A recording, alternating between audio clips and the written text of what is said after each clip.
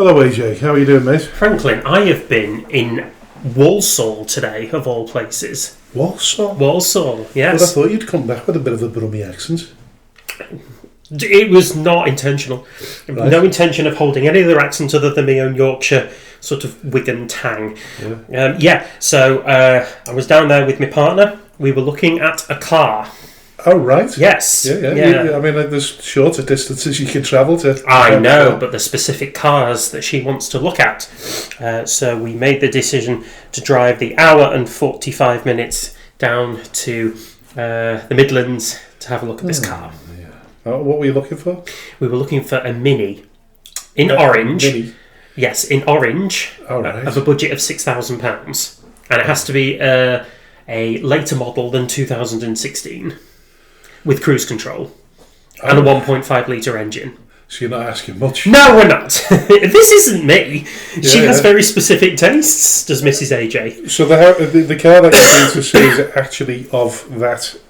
it meets those standards, yes. Meets all those standards and costs £6,000. £6,595, but we were hoping to barter him down. And success or not? No, we walked away. Didn't like it. You didn't like the car? Mm-hmm. All right, well, that's fair enough if you didn't like the car. So it's always a difficult one, though, when you buy cars privately, because you don't know what you're going to end up with. Well, this is it. It's a bit of an investment. And the guy that we were contacting about it is technically a sales business, but it's run by one man.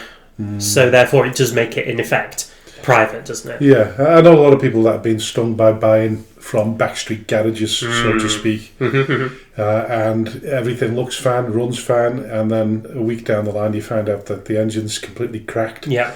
And the car's been nicked. Yeah, it's two cars put together. There's no VIN numbers anywhere. Yeah. So it's a huge gamble, isn't it? And I suppose when you see... So what year model was that then? 2016. It was a 2016 it model. Was, so it was 10 years old. Yep. It fitted all the criteria. It did. But obviously you couldn't barter him down. Was there anything else wrong with it? There was a whine coming from the engine when we turned that on. The back parcel shelf was missing. There was paint in the inside of the boot, and there was rust underneath the car itself. Yeah. So there were a few kind of eyebrow-raising moments, if you like, that we just thought... Did you not offer him £100? No, we did not. You didn't put an offer in at all? Then? No, we didn't put an offer in at all. He wanted us to put down a non-refundable deposit of £250. And I hate the idea of putting down a non-refundable deposit, because what the hell is the point? Yeah. Or where we're not sort of... And what did he want you to put that in? Obviously, because he thought you might be a time waster. Yes, I believe so. Yeah, a tyre kicker, so to speak. Is that what they call these days? Yeah, tyre kickers. Yeah. That's the impression that anybody who rocks up, looks at the car and doesn't put down a deposit is probably of the ilk. So the big question is, why has it got to be orange? And why has it got to be a Mini? Have you met my missus? She's very specific tastes. She had an orange Mini back when we first started dating, and it was the best car she ever owned. And it was only about 2 years old when she got it. She got it on a finance, on PCP finance, which is the one where you make monthly deposits, payments to the car, and then you have to pay a lump sum at the end of it to make it yours outright. Lease purchase. It's something like that. Yeah, and she ended up having to pay the lump sum, but less of the lump sum to send it back. So she ended up sort of not having that car, outright as hers. And she was really upset by that because she loved that car, and it fitted all the aspects that she liked. The visuals and how it drives and what have you. And so she's now in the market for a car, and she's very specifically looking for. It's gonna be a long search by the sounds of things. Well, this has been going on since September. Oh, right. Yeah, since September. Wow. Yeah, and we're still no closer. This was the closest that we got, and we've blown about 200 and odd miles just to get down and back up again. Yeah, over a 6 month period. Wow. Yes, quite. So I've been down to the Midlands to look at this car, come back up, dropped the partner and the dog off, and then come straight here to record. Yeah, so as you do, as one does. Yes. Yeah. In the midst of all that as well, I've been learning how to play the guitar. Right. I've taken up a new hobby. Yes, guitar playing. Yeah. Well, I keep asking Rowena what she's done with my guitar. Of course, I suffer with terrible osteoarthritis. Yes, you do. And nerve damage, so I can no longer play the guitar, not the way that I used to.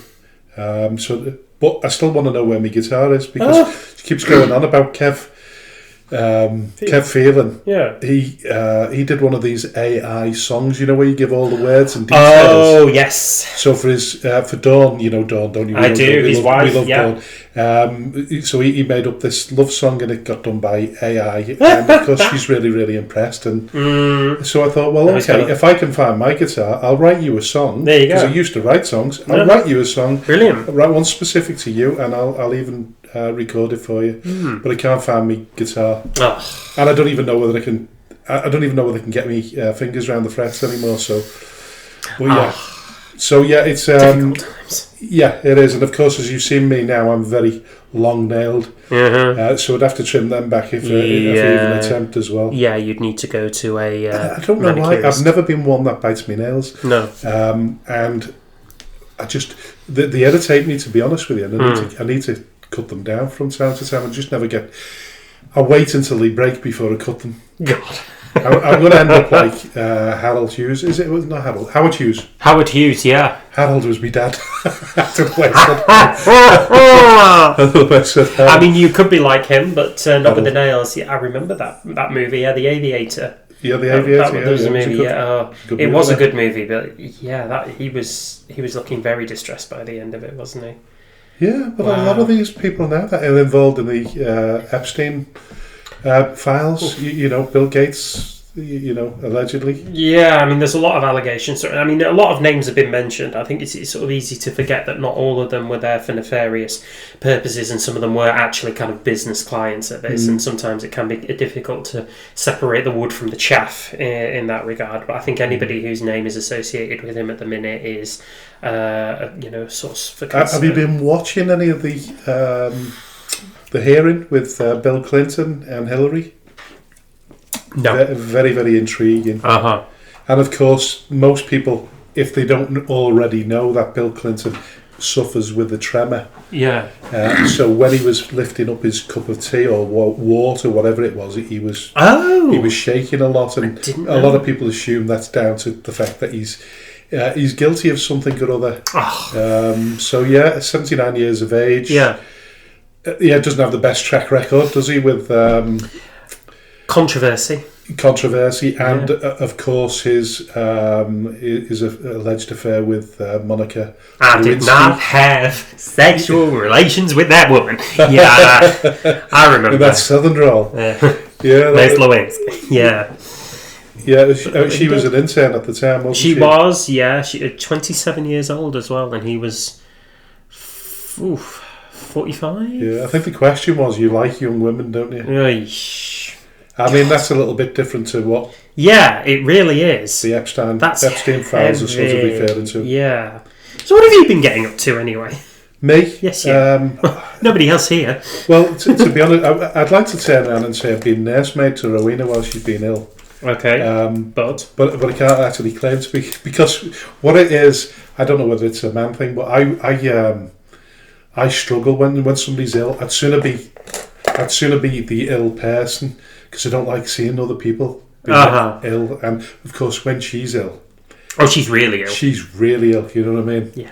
And I know that there's often this joke about man flu and what men are like when 2 paracetamol and we are on with our day. That's it. Well, yeah, we spend our whole time worrying about whether we're going to live or die. Well, that was the case for Rowena this week. She's not been at all. Well, yeah. So what have I been doing? Well, I've had a few meetings.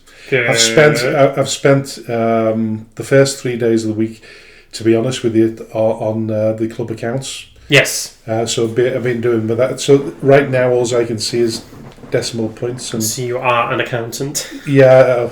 Well, listen, I spoke to the accountant. The accountant was very helpful. So we've, between Martin and I, as you know, Martin helps out with the bookkeeping.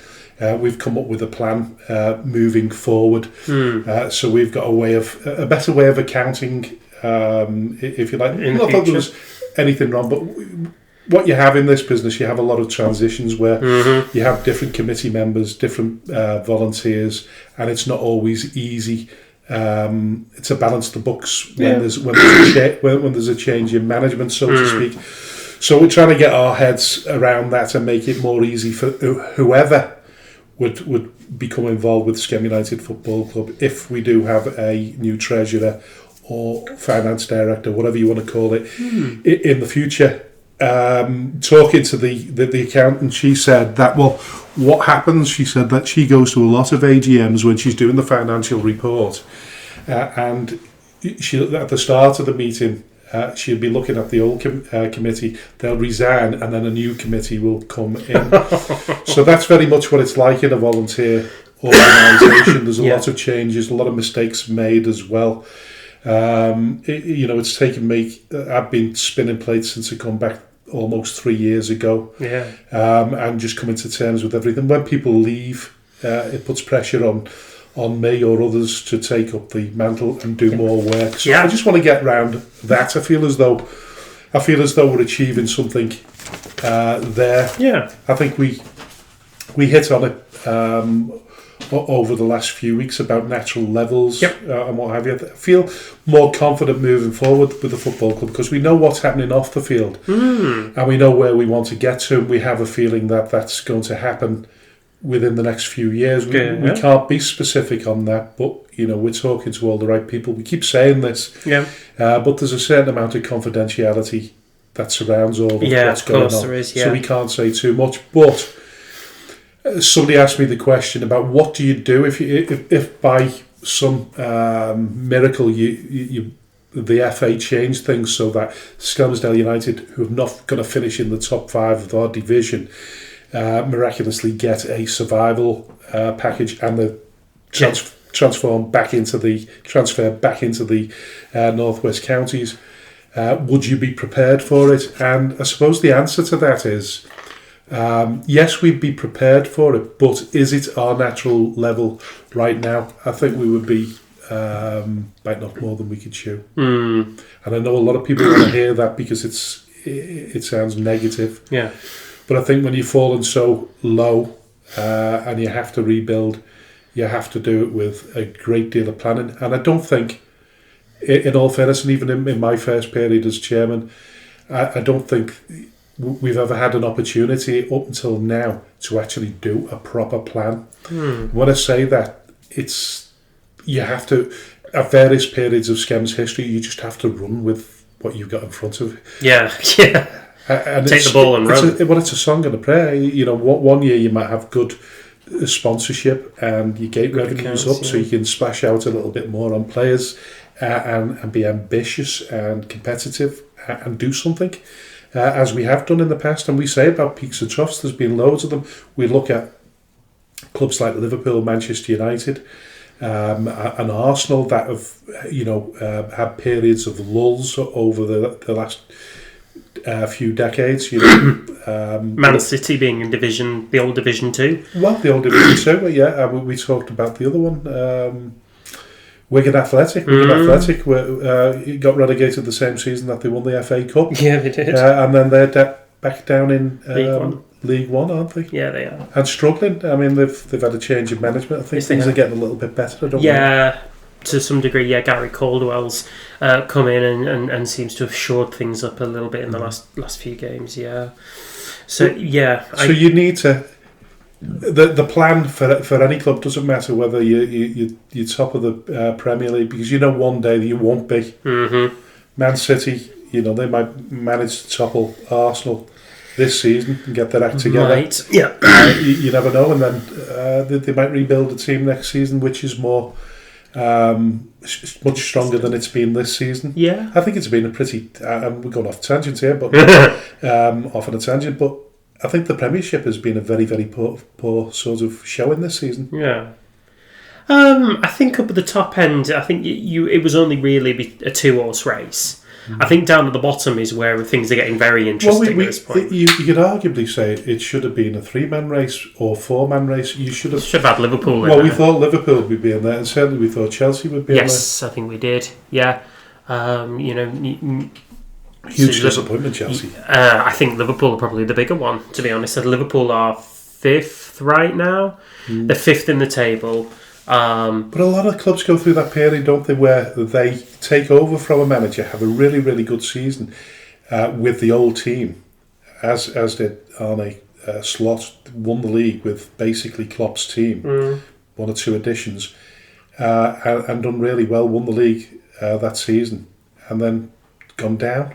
Yeah. I think, who's the other club that comes to mind? I think Everton, when Moyes left to go to Manchester United, Martinez, I think it was, that's wasn't it, Roberto? He had a really, really good season. I think he got into the Champions League, did he? I might be wrong. Yeah, he certainly got into Europe. Yeah. The season after, it was... Yeah, they were right down in the bottom end, weren't they? So I think rebuilding again, but this is the business that we're in. We're in rebuilds. Yeah. Schem have been in more rebuilds than they'd like to be because of regular relegations. Yeah. So, like I say, it's about all getting your sort of housekeeping into some kind of order in order for to build a platform from. And I think, as negative as it sounds, I think Schem's in a good place now. So a lot of people, they'll still argue, and we've heard the discussions before about we playing too far away from town, like we ever intended to. You know what I mean? And that's something that we need to work on. But the priority is to get back to Schem. Of course it is. Because you can't build anything without a hardcore support. We understand why people are not supporting us at the moment. Of course we would. Yeah. So Spencer, I don't know why we ended up talking about that, but that's tangents that we go off, isn't it? So we're talking about how your week has been, and we're talking about accounting as well, and how a business accounts for itself. And I think it's in a good position now. Yeah. The best position it's been in for a long time, because we know where we are. Yeah. We know what we've got to do. We know roughly how long it's going to take. And what we've done is now we've applied a little bit of patience. And listen, it's all very well and good. People coming up with propositions for takeovers, hostile takeovers, whatever you want to call them. But if it's not good for the legacy, not good for Schem and its history moving forward, then we're certainly not going to look at it. Yeah. And we've said it time and time again, all these football clubs that are currently doing really, really well, when you back it up with the financial clout, great, but you look at the support that they get from locals, it doesn't quite equate to where they should be, and that's always the worry. I don't want Schem to ever be in that position again. No. I think somebody said it the other day to me. Yesterday, I think it was. We were talking last night at training, and it was about Prescot Cables. Oh. Prescot Cables, we'll talk about it later, but they lost again at the weekend. Yeah. They're nearer to that drop zone again. I think they had a gate of 688, which was really, really good, but it's still way below where they were when they were vying for the title 2 years ago. 1,000 back then, wasn't it? Yeah, it was building, it was getting really, really good. But natural level, they've had to cut the budget to, and effectively. Listen, we're going to be talking about that later on in the show as well, and how alleged budget cutting can affect a football club, or certainly financial management moving forward. Whether going up is a good idea, whether consolidating in a league lower is an even better idea. And I know supporters don't like to listen to that, but then equally they don't like to see a team go out of business. No. There's far too many teams gone out of business. So been working hard on behalf of the football club. Not a great deal of fun either, because my legs are not working properly at the moment due to overexerting myself. Last week, ongoing problem with my spine. Not a great deal I can do about it. I've had more tests this week, and hopefully get to the end of this week, and I just need I need a holiday now. I need another holiday. I need a holiday where I do absolutely nothing. Yeah. And I know that's quite impossible. Talking to Andy Barlow last night, as you know, runs his own business. Yes, he does. And he says the great thing about his wife is when she goes on holiday, the phone's switched off, and she doesn't have to answer to anyone. When Andy goes on holiday, the phone goes all the time. Yeah. And he's got to be there at the end of it, and he's got to answer it. I'm in a similar position. Yeah. So even when I do go on holiday, I'm dragging work. Phone is still on, and the laptop comes with you. Yeah, everything. But yeah, so I suppose we better get on with the. I think we had because we. Yeah, go on. Because it could be a real epic. This. I think it's a big one. Yeah. Let's go. Let's go. Hello and welcome to the Speaking Frankly Football Show. I'm Frank Hughes, the chairman of Skelmersdale United Football Club, and alongside me is my co-host and passionate press officer AJ Vergette. Not that being involved with the football club is a prerequisite for hosting a football podcast, but it certainly helps. We are ready to dive headfirst into the vibrant world of non-league football in the Northwest, and we might even take a moment to discuss some of the bigger headlines in the sport. We'll explore life in the Northwest counties, bring you interviews with well-known faces in the league, and analyse how local teams are performing while making bold predictions for their upcoming matches. Nothing is off the limits here. We'll be diving into all kinds of topics, including complicated refereeing decisions and regulations that often leave fans perplexed. We want to hear from you too. This is your show, so don't hesitate to reach out with topics you want us to tackle. Let's get this conversation started and enjoy every single moment. We are speaking frankly.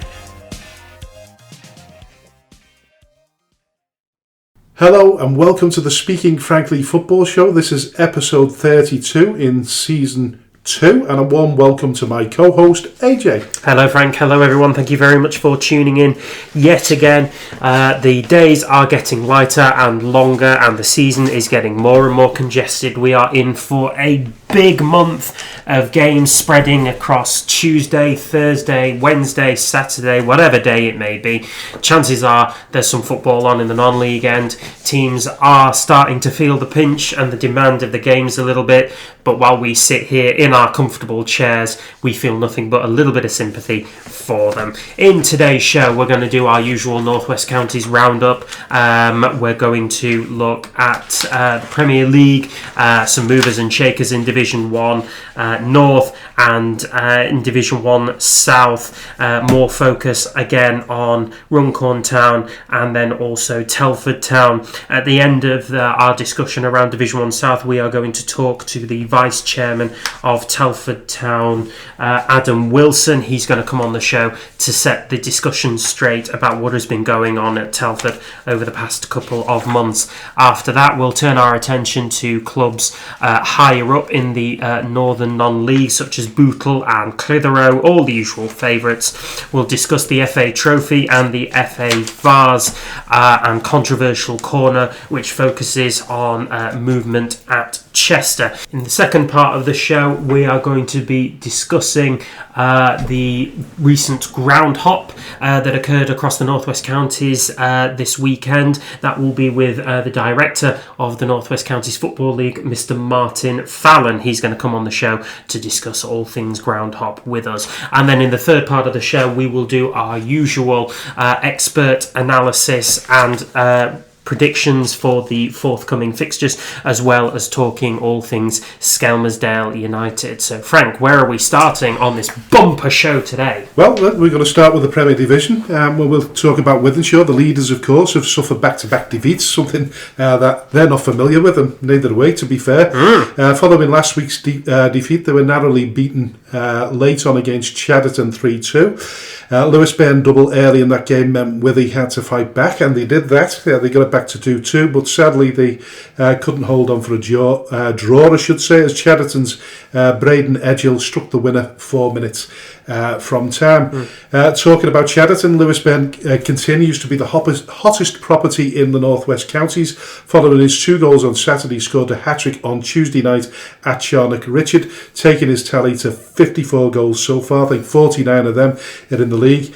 And you can't rule out Chadderton taking advantage of Wythenshawe's poor form and winning the title.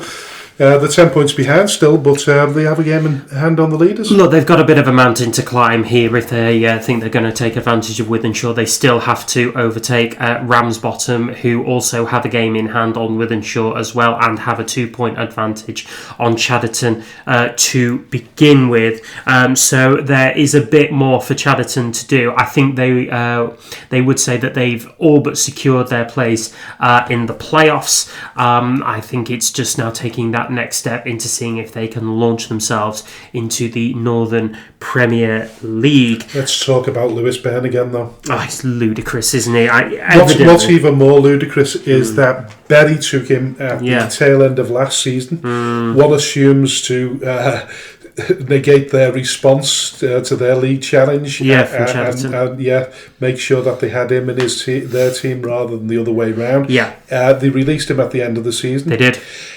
Is there a reason why he's not playing higher up? I did ask him the question on Twitter, but he didn't get back to me. You asked Lewis the question? I did.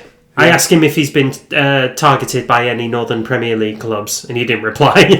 I know, speaking to somebody last week, I think it was, and they said, that a lot of people have been looking at Lewis. I know a lot of people have been looking at Lewis. Well, duh. But the impression that I'm getting is that they're saying there's levels, and he's not at that level. Oh. I would beg to differ and say, well, how do you know unless you give him a chance? 54 goals in the Northern Premier. I mean, what more can you possibly want? I mean, Josh Briggs... In the North West Counties. In the North West Counties, pardon me. How many did you score when he was at Bury? I know they were still in the North West Counties, but did he score many there? He didn't play as often, though, did he? No, I don't know. It's somewhere between about 9 and 15, roughly speaking. He may have got a few more than that, but I think that's kind of the ballpark that he did. Interestingly enough, though, there's plenty of players that are making that jump up from North West Counties to Northern Premier League. As I was about to say, Josh Briggs, who played at St Helens... FC St Helens earlier on this season and had a really good season last season at Padiham. He's now playing at Clitheroe. He's the one that kind of just jumps out of me. Off the bat. Leon Creech, who last season was playing at Darwin in Division 1 North. Another one who's at Clitheroe and absolutely firing. He scored the goal against York City that took them to the penalty shootout. So there is, not an impassable gap between the North West Counties Premier and the Northern Premier. I totally agree with it. I just can't see. Apart from age, maybe. How old is he? He's 28. 28. That's probably the reason, isn't it? Surely not. You can have players who would be in that age and still play in the Northern Prem. I mean, Ian Wright got into the Premier League at the age of 22. Yeah, but you take them further up the ladder, and then one assumes that if you're going to take that punt on them, you're going to put them on a contract. How many teams are going to put them on a contract at that level? I mean, arguably, I say somebody's got to take a punt on him and have a go. But at 28 years of age, maybe that's the reason why they're holding back. I don't know. I don't know. I refuse to believe that his age at this level is playing a factor. I don't want to believe that. He's 28. Definitely 28. Yeah, give or take a few years. I mean... No, we're saying he is. We know for certain he's 28. No, I don't know for certain. No. I believe that's his age, give or take a couple of years. Yeah. He's not 19, I'll tell you that. Yeah. But I don't believe that he's 34 either. No, he's sort of... And I think they've got a good strike partnership with Benito Lowe as well, hasn't he? Benito Lowe's been weighing in with goals. I think he's scored about 23 himself, hasn't he? Benito Lowe is roughly on that one, yeah. Incredible. It's rally between the pair of them. But it begs the question why he's not playing higher level. He's 29, sorry. 29, yeah. Yeah, he's 29, that's it. Yeah. That's it, come on. Somebody answer the question then. Somebody who's listening... Answer the question why he's not playing at a higher level. I know. Why are people not taking a punt on him? I've asked this question. Why has it not been answered? Come on, I demand to know. Yeah. Anyway, listen, they're still 10 points behind the leaders with a game in hand. We'll be talking about who they're playing at the weekend and what the opportunities are for people to slip up and whether Wythenshawe will, of course... lose more games, or whether they can hold on for the final 10. Yeah. Now, you briefly mentioned Ramsbottom. Following a 1-0 win over Padiham at the weekend. Second place bottom Second place, Ramsbottom. Ramsbottom. Second place, Ramsbottom scraped a draw from the jaws of defeat. An 88th minute goal from Luke Barlow against bottom club Ramsbottom are now 8 points behind Wythenshawe with the game in hand. They'll be kicking themselves because it has to be said. I was going to say in non-league football when there's a big change, a mass exodus of players and a new manager comes in. There's no common sense in non-league football, is there? So, albeit Ramsbottom have only managed to scrape a draw. Yeah. This is not the Litherland it was a few weeks ago. Oh God, no, absolutely not. I'm sort of firmly of the belief that this Litherland team, I would hope that they get out of relegation. It would be an unbelievable story if they did. Putting my kind of thinking hat on, I can't see it happening. They've got 13 points to surpass Abbey Hay, who are third bottom. But they have 3 games in hand. They do have 3 games in hand. Obviously, winning. And they've also got to play them. They do, yeah. I don't know. Even though you say that, I don't think. Oh, I don't know. No, I do. So they've drawn 2. Is it drawn 2? And they've won 2. Is it? Sorry, I tell a lie. So they've drawn 3 games and they've won a game, and there's just 1 loss. They've won 3 and drawn 4 all season, but I think 2 of those draws and 1 of those wins has come since Steve Scott has been in post, which is very, very recently. I think he only came into the job about 6 weeks ago. All right, so since then he's done absolute wonders. Quite honestly, I think what Steve Scott has done is, as you say, this exodus that has occurred. Is very, very different Litherland team to the one that we've been. And I honestly believe that if Steve Scott had started instead of Jamie Rainford, we're not even discussing Litherland in the relegation battle. Listen, they've hammered Remy at the weekend 4-1. Remy have hammered Pilks 4-1 at the weekend. They have. Listen, I'm going to have to get my head screwed on today. Making all kinds of mistakes. But listen, I do see an escape of Houdini proportions coming off. I genuinely do. What I would say to you is maybe have a look at the games that they've got left. And those teams at the lower echelons of that league, that division there, that they could, based on the fact that they've just beaten Pilks 4-1, I think there's a few more wins available for them there. And there's enough games to do it now. Is there about 9-10 games left for them? So the Litherland have 11 games. 11 games? 11 games in hand. 33 points? Yeah, that is 33 points. That's, assuming that they're winning, that's asking an awful lot. With that being said, though, they have got some amazing players that are coming in. So the player that they signed on, that scored in the middle of the week, Dylan O'Callaghan, he was playing for Joey Orrs in the Liverpool Premier League earlier on the season. They've signed Dylan Westerside, who was also involved in the turnaround in Litherland's fortunes. I'm just trying to get the name of the guy who they signed very, very recently. I'm sure in the last couple of weeks, and he scored 2 against Pilks. Give me 1 minute. He's Mark something or other.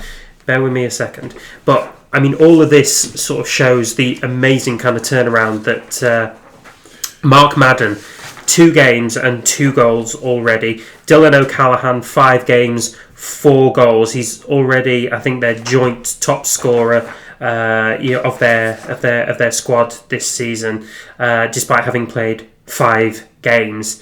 They've also brought in the Trapasso Tully brothers from City and Liverpool, so they're now kind of firmly established within the squad. Dylan Westerside's already off the mark. It took him 3 games to do it. So there is a lot of life left in this Little and Remy team.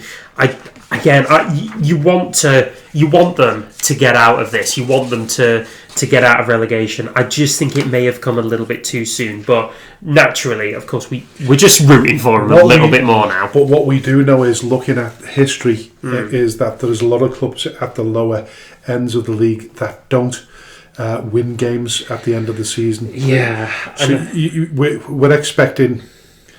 Well, what we're expecting is Remy can't afford to lose many games. No. Because there's not many games left to go. But at the same sort of scale, the likes of Abbey Hay, if they continue losing... And Pilks, yeah. And Litherland continue to... Listen, I certainly see Litherland are going to... they're going to take over City of Liverpool. I believe they'll overtake City of Liverpool. I just wondered, by the way, I was going to ask the question... Because Widnes dropped out of the Northern Premier League Division 1 West, is there only going to be one relegation? I think there might be. It happened before, hasn't it? God, we're talking before my time. Remember, I've only been in here for about 2 years. I think it happened the season that we got relegated. I'm not too sure, though. Might it be the same in Division 1 South now that Sporting Community have withdrawn? Only have one relegation, if that. Well, listen, the relegation's a little bit more temperamental. Yeah, of course it is. Because a lot of it depends on the West, or the best of the West. The PPG, yeah.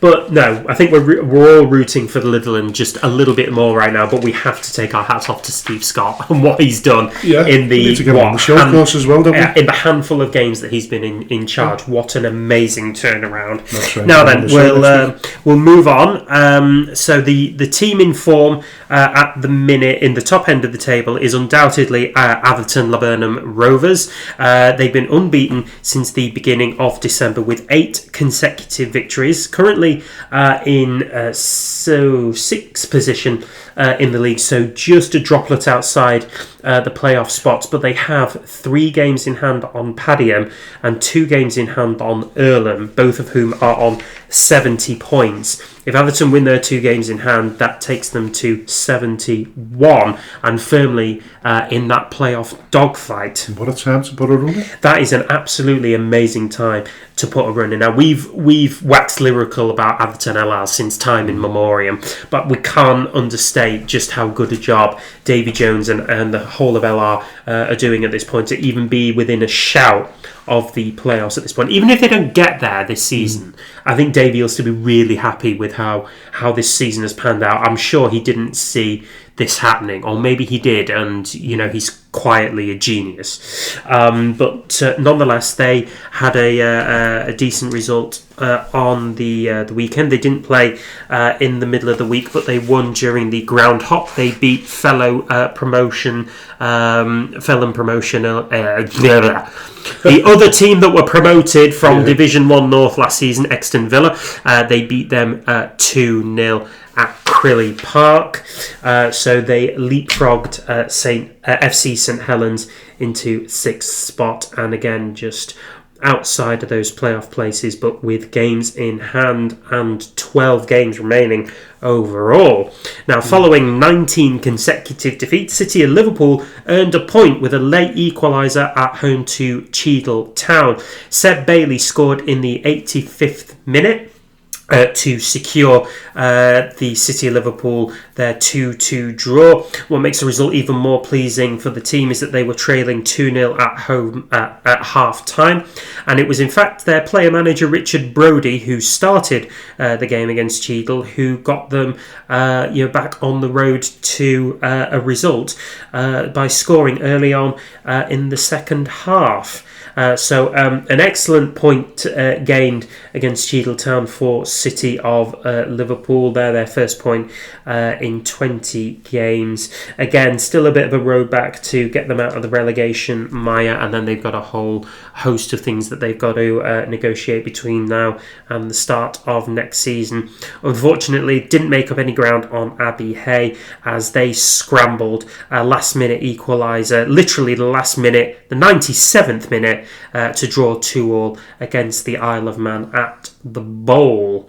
Absolutely amazing few results for them, for all the teams there. But I think the sort of the big result there was between Abbey Hay and City Liverpool, who played each other on Tuesday night. Abbey Hay running out comprehensive 4-0 victors over their fellow relegation rivals. Bradley and Jean yet again amongst the goal scorers, as the Hay gave themselves every opportunity of not over pushing themselves away from the relegation battle, but possibly overtaking Pilks into 21st position, as Pilks were beaten, as we say, by Leatherland Remica on Saturday. So some stunning results across the board there. So City of Liverpool 9 points behind Abbey Hay now, but a vastly inferior goal average means that they're really up against it.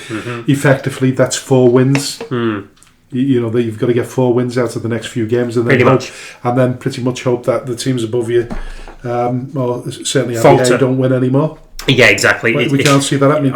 It's all entirely out of their hands right now. I think that City of Liverpool just need to finish the season with as much of a flourish as what they possibly can. And I know that we're talking about avoiding relegation and what have you. I think the same can be said of Little and Remica. They just have to take it one game at a time.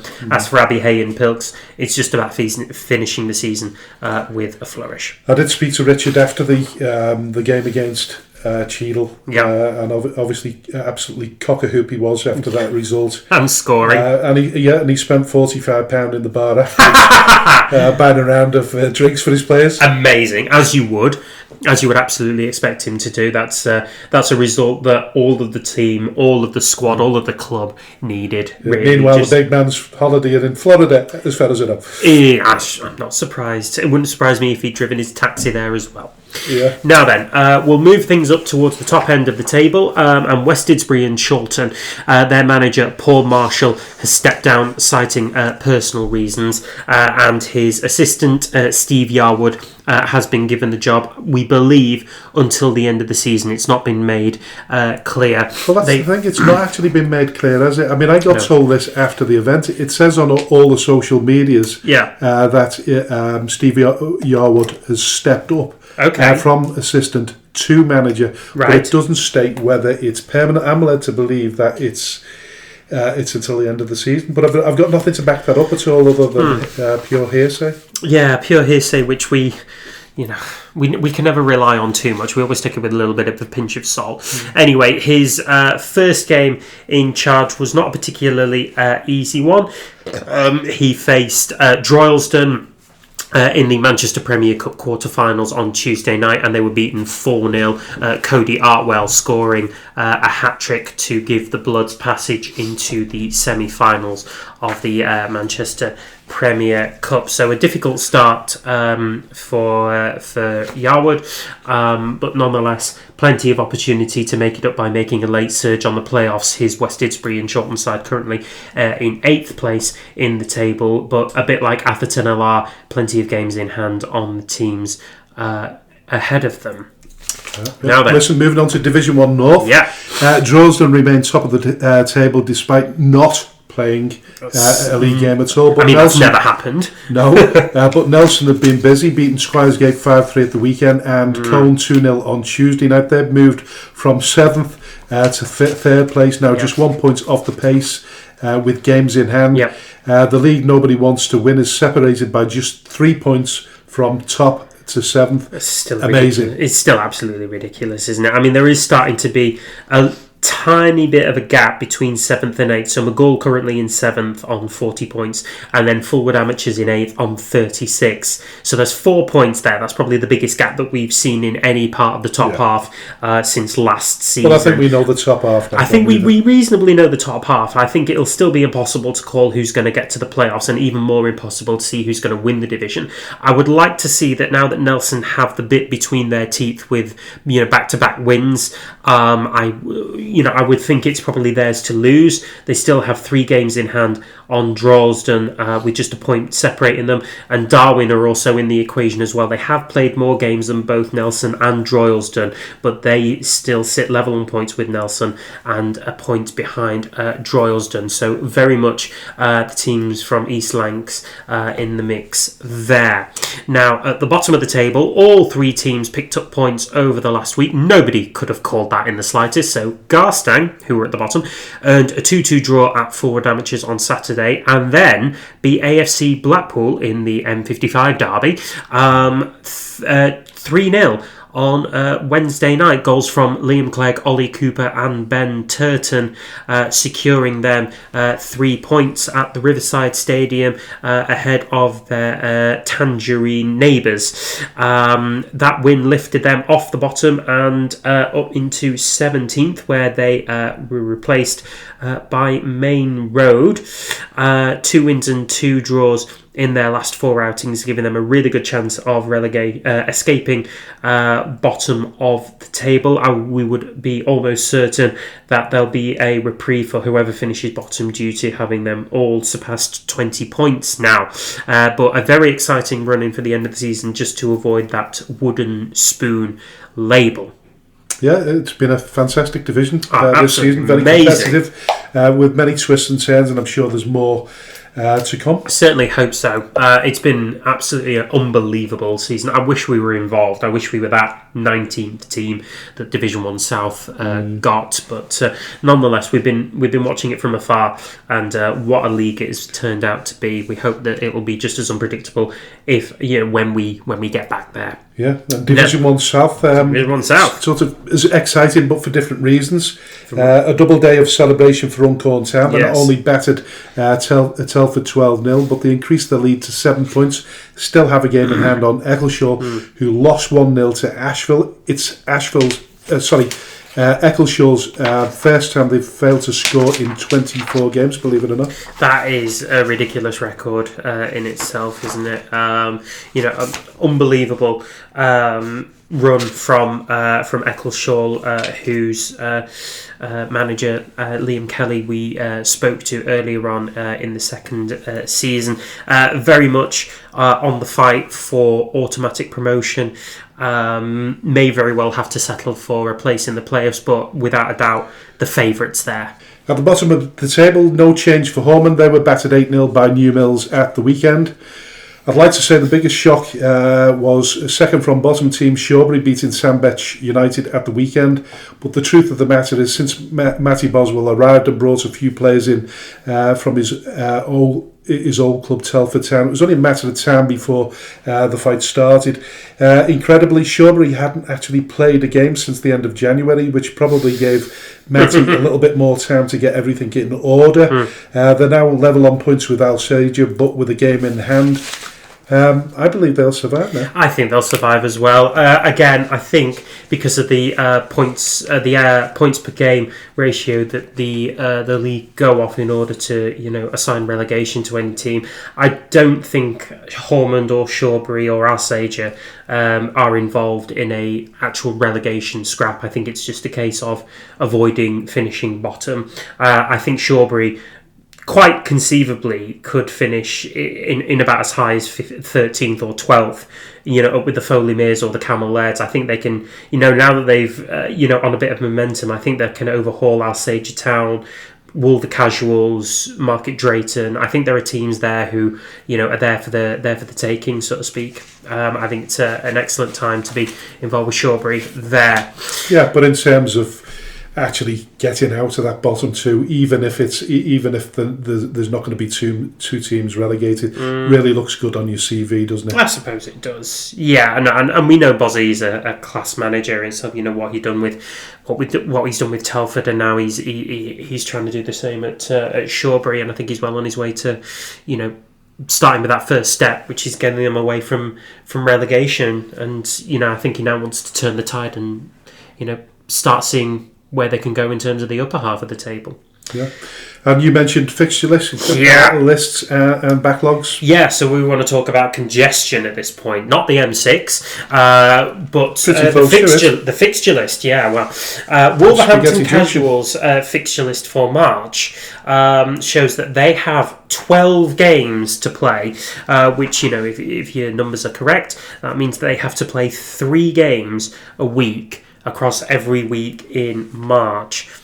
Now, we talked about this very early on the show last season, and the allocation of fixtures, particularly during the summer months when it was warmer and the pitches were in better condition. And we said that actually the North West counties are probably making a bit of a mistake there, allocating that many games in one go. And I wonder whether actually it's now gone to the far end of that same scale, where they've now got to allocate that many games as soon as the weather gets better, in order to make up for all the games that were missed between November and February due to appalling weather. Nonetheless, this is going to put an enormous strain on clubs' logistics and finances. It's also going to put a lot of strain on players' physical well-being and capability to play that many competitive games in a week. And I think there's still a fine balancing act that needs to be addressed between the league and all the clubs involved, in order to make sure that logistics and safety is honoured here. What do you think? Yeah, listen, it's always going to be a fine balance between a good fixture list and a erratic one once you've had the inclement weather. Yeah. I think I got the feeling with 1 or 2 clubs they were getting special treatment in terms of struggling to get teams together. I think we mentioned that earlier on a couple of programmes ago, did we? Yes, I think we did. And the fact that maybe the fixtures are being manipulated a little bit to help them. I don't know whether that's played part and parcel in the fixture backlog. Possible, I don't know where Wolverhampton Casuals play. I'm assuming they play on a hub of some description. I think they do. Yeah, I'm not of the belief that they got their own ground, but nonetheless, I think they do play on a community hub, which is fine. It means that the pitch won't be in any kind of threat. Yeah, they play it at the Brinsford. I think they actually play at the Brinsford Stadium, which I think is their own ground. Give me a minute, just have a chat amongst yourselves while I... Yeah, the reason I was mentioning it was because that's going to be more prevalent should there be an expansion in the North West counties and we end up with the Central League. Possibly. Okay, so it does look like it's grass. It actually does look like an original grass pitch. So that makes it even more problematic. Yeah. Fair enough. Wow. Good luck with that.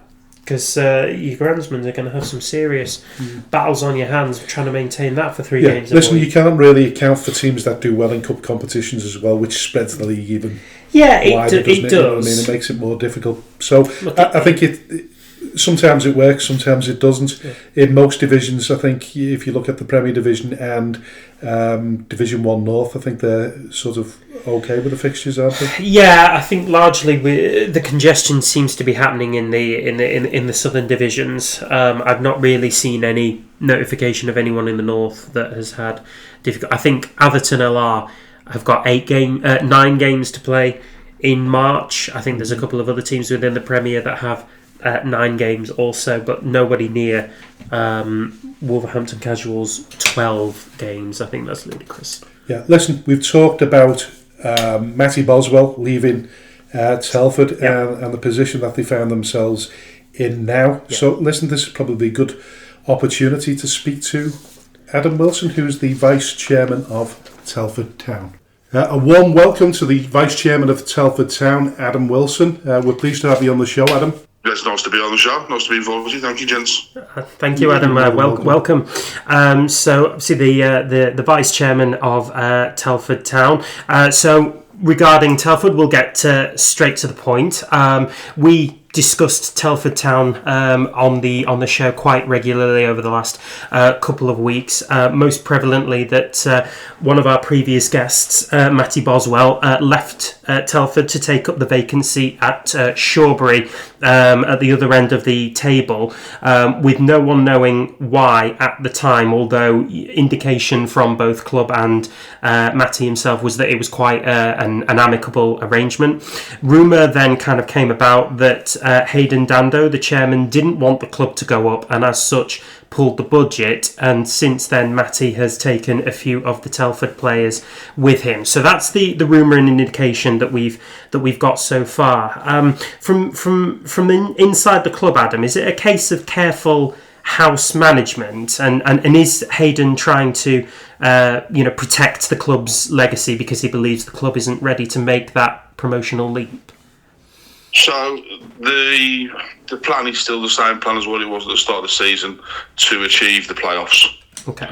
That was the plan at the start of the season. That's still the plan now, and we're not a million miles away. We've just got to reshape the ship due to, obviously, with Matt leaving. Boz made the decision to step away to pursue something different. Okay. Hayden and Matthew are still on very good terms. They have telephone conversations weekly. It's just been a bit of a whirlwind, really. Obviously, with things happening, players coming in. The budget, I can categorically tell you, the budget has not been cut. The budget remains the same as what it was at the start of the season. Okay. And we've still got plans. We've got massive plans. The club's growth. If you take into consideration 2 years ago, when Hayden bought the club, it was one team, essentially one men's team at Step 7. We've now got over 30 teams across men's, women's, juniors and disability football. As well, we've introduced a full-time education academy. So we've grown very fast, and some might say, yes, we've started to run before we could walk. But it's just been a case of we've come across bumps in the road. This season, we've had obviously a difficult spell on the pitch since Bozzy's departure, and we appointed Steve Hinks. A lot of respect to Steve Hinks. Got a lot of experience, a brilliant CV, a friend of the club, a friend of Hayden's, and he tried, and it wasn't through lack of effort for trying with Steve. It just didn't work, and no matter how hard he tried, the decision was made, look, it's not working. With the team and the departures that we had, because we've got, I think now, last night against Asheville, from the squad we had with Matt in December, there was only one player remaining from that squad on the pitch last night against Asheville. We've taken a very lot of positives from Asheville last night. We've appointed Sean Ralphs and Graham Jones as interim until the end of the season. The budget remains the same. It's now down to them. We've brought in a couple of players. We've brought in Reece Taylor from Wolverhampton Casuals, a couple of other contacts. We leave the players and the recruitment down to the management team. Obviously, they know their budget. They know what they're doing. We just kind of expect the results on the pitch. But what Graham and Sean have done is they've been upfront, honest and clear and transparent, and said, look, we'll do a short-term, medium-term and a long-term plan. Yes, the playoffs are the aim, but realise that we've got to now steady a ship that has rocked a bit. So we're not sinking. We've just hit a bit of a wave, and we're now starting to go back into calmer waters, hopefully. Last night's performance showed that, I know we lost 3-0, but it looked a lot better than we did when we lost 12-0 against Runcorn at the weekend. Yeah, listen, can you understand why people are asking the question then, what's gone wrong? Because Matty did leave at a time when nobody suspected he would, and he's dropped to a much lower team. I think they were bottom of the league when he joined them, and he's like you say, he's taken 99% of the team with him practically. I know Hayden's gone on record as saying he hasn't cut the budget, but the question is why Matty's left. That question's still relevant. See, as vice chairman, I wasn't involved in the conversation between Matt and Hayden. I know Matt. I was speaking to Boz at the ground. Outside of football, Boz has got a very high up position within the automotive industry. It's quite similar to what I do.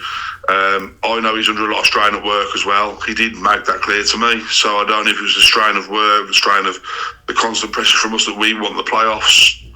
I don't know what caused it. There was no hint of anything happening. It just happened, and we was like, okay.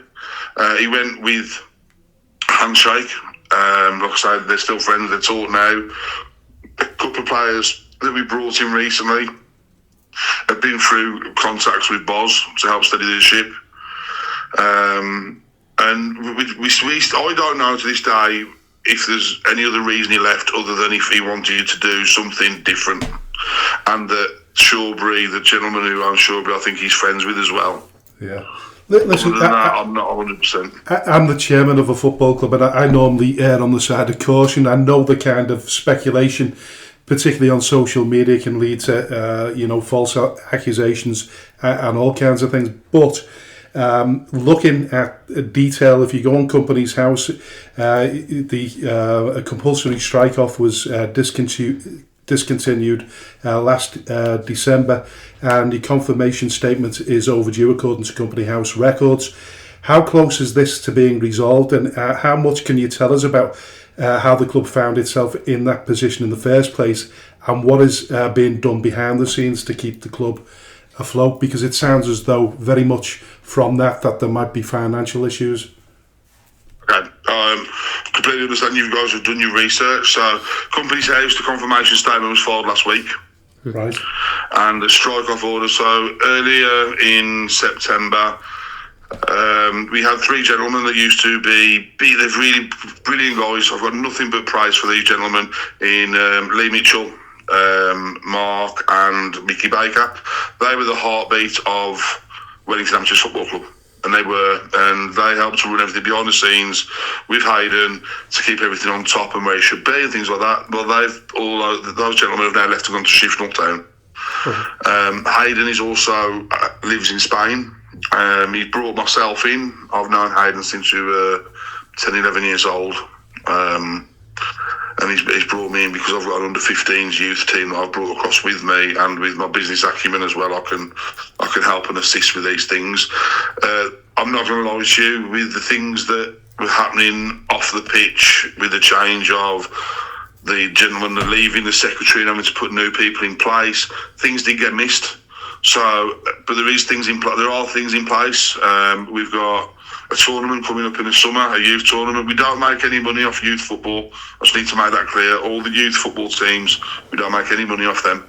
They run off their own. But we do arrange a youth tournament. We did one last year, got a good few £1,000 off it. We've got one this year. We've got sponsors in the pipeline ready for next season. There's things in place. There's regular monthly meetings happening at the moment to raise the budget. Aiden's got the finances to keep it going. Obviously, with a lot of games recently being called off because of the weather, we've had no income. When you have a home game, you can't sell anything at the bar, you can't sell your pin badges, you can't generate income through the gate. So Hayden has been paying all the bills off his own account himself, just paying every single bill, not just the budget. So we're at a point now where we're starting a financial plan ready for next season, as well as finishing this season as well. The club will be okay. The club is safe. It's sound financially, and we're putting together a plan to keep taking it forward. You say Hayden he works in Spain, or does he live in Spain? He lives in Spain. He lives in Spain, and his businesses are over in this country, I take it? Yes. Right, okay. And how much of an input is he having closer terms now? Because obviously with him being over in Spain, he's not very much hands-on with the football club overall. You'd be, honestly, apart from being there, he's very much hands-on in the background. I'm looking at a lot of things from previous where we were paying over the odds. Little things like waste disposal, broadband, things like that, where we were paying over the odds for it, and I've renegotiated and gone out and got better deals for the club. Hayden is very much hands-on, and I'll be completely honest with you, the team's calls that we have are constant, because it's a case of, right, let's get our heads together, and because obviously he's in Spain, it's all done through teams, but we've got a good team of volunteers we've got Raymond, Nick Locke, Rachel, Mitch. There's loads, too many to name. We've got the Wednesday crew as well. God, if it wasn't for the Wednesday crew, that pitch wouldn't be ready for some of the games that he's managed to get through. So I've got to give credit to those guys. But we've got a good bunch of volunteers that are working hard behind the scenes, helping with the financials, keeping the clubhouse ticking over, and keeping the ground now, hopefully, because we're going to put some investment into that ground over the summer with some pitch works.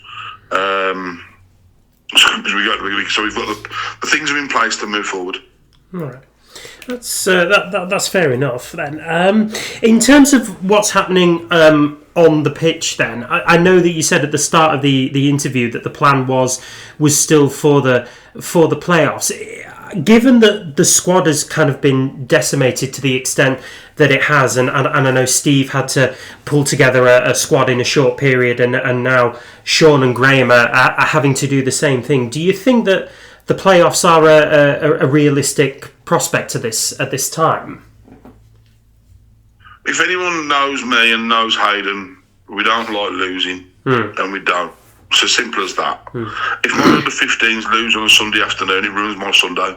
My other half won't come near me if my under-15s lose, because I'm miserable. And that goes for the first team as well. I was there last night. Now, last night has got to be the first time I've come away from a 3-0 loss and felt positive, because you can see there's been changes. And obviously we've come against Asheville, a team that are currently in form. They're a top team. Asheville are a top team, I'll give them that, 100%. And their crowd, their supporters, lovely people. But even our supporters, we're getting feedback from them now that things are starting to steady and look better on the pitch and look like it used to be. I think personally, I don't involve myself in the footballing side with the first team, but I think we may be 1 or 2 players away. I know we've got until the end of March to try and look at what we can do. But with the squad that Sean and Graham have assembled quite quickly, I don't think we did too bad last night. Asheville, 3-0 against Asheville in form, with a team that have never trained together last night, I think wasn't a bad result. No. So for me, the realist in me says let's go for the mid-table and survive this season, and then let's have a look again at the end of the season. But I'm a Wolves fan in my outside of the league, so I'm forever the optimist. I've lived in the years of Wolves being a Division 1 up or down team, so I'm the forever optimist, and I won't lose that. And I'll always hope for the best, but plan for the worst. Yeah, of course. No, I think that's the realist in all of us, really. Particularly when you're a chair or a vice chair, you've got to have that kind of wider aperture to see, the best and the worst of the possibilities, really. In terms of the how have the fans responded to this? Like, have you been receiving a lot of messages or questions from the fans, or have they just kind of thrown their support behind you, without real question? How has that been? So there's one thing I'm quite proud of in myself, Ray and Nick, is that when we're at the ground, we are open and transparent to all the fans that ask us any questions. In regards to social media, there's that many fake accounts out there that come on just to troll you. We tend not to bite. There was one the other day that was questioning Hayden's businesses outside of football, questioning what my background was and things like that. And I'm thinking to myself, this bloke, I've never seen him at the ground. He's hiding behind a fake profile. But if the fans come and ask us, we are very transparent. And we will be honest and open. They know that Boz left and there was no animosity there. It wasn't a breaking of the wave. It was just a case of he wanted something to do something different. They agree that Steve Hinks didn't work, and we said it didn't work. Not like I say, and they also noticed as well that he did try his best. But the usual faces are still there. They were all there last night. I think we had 67 there last night, around about 67, which is not bad for a midweek in Wallasey. Yeah, that's quite good. Exactly. And then last week midweek against Stafford Town, we had 117. So we've still got the numbers turning up. Yeah. And we are we love our fans. We wouldn't be a football club without them. No, because they obviously support us and put the money behind the bar, pay their entry fees, pay the season ticket fees, etc. And we are so grateful for their support during this phase. They know there's light at the end of the tunnel. That was the comment I had last night from one of the fans that's got a season ticket. He said there's light at the end of the tunnel, and that's today's performance. I'm starting to see that light reappear. Right. So he's just been going through a bit of a tough patch, and of course. we will come out the other end okay. Of course, no, I understand. In terms of yourself and Hayden, then you're obviously very clearly aligned on your ambitions for the club, and it's evident that you want to take it up to step 5. Then, with that in mind, have you kind of prepared for that? Financially, logistically, and has what happened in this episode with Boz and the squad, has that hindered you at all, or do you think if you were able to achieve promotion this year, you'd be ready for it? So what this has done is it's made me open my eyes and think, hold on a minute, I don't know everything I need to know about non-league football. Don't get me wrong, I played non-league football, but I was never. I'd turn up, I'd play, I'd get paid, I'd have something to eat, I'd go home. And that was me for non-league football. I've been involved with Telford now for just over 12 months. And with this thing happening with Boz and all the other things that have happened recently, it's opened my eyes, and I'm like, well, what does the stadium need to be able to perform at step 5? What do we need is in like entrances, exits. Outside of this, I'm a health and safety director, so I'm like, I need to do risk assessments. Let's have a look at this. So we're starting to forward plan. The things that a lot of people don't see unless they're involved in non-league football, like you say there, you just can't account for it. And if you've not been involved in a non-league football club before, you've got to learn as you go along. We were actually talking, I don't know whether it was off air or it was in our intro, that a lot of the issues that non-league football clubs have are ones that they've inherited from previous committees or previous boards. Is that very much the case for Telford Town? And basically what Hayden and the rest of you are trying to do now is clear the board to make sure that you can move forward in a more positive manner? Pretty much. I'm not going to lie, pretty much. We haven't sacked or dismissed, as far as I'm aware. I don't know any different. But we want to put things in place with the right people, with the positive attitudes, with the correct planning, and with people. It sounds daft, but Hayden brought me in because I can bring something to it. I can bring something to the table to help and assist that. Obviously, you guys know Hayden's background. He's been at Hensford. Yeah. And then obviously let Hensford go, and then we rescued Hensford. They were about to disappear from non-league.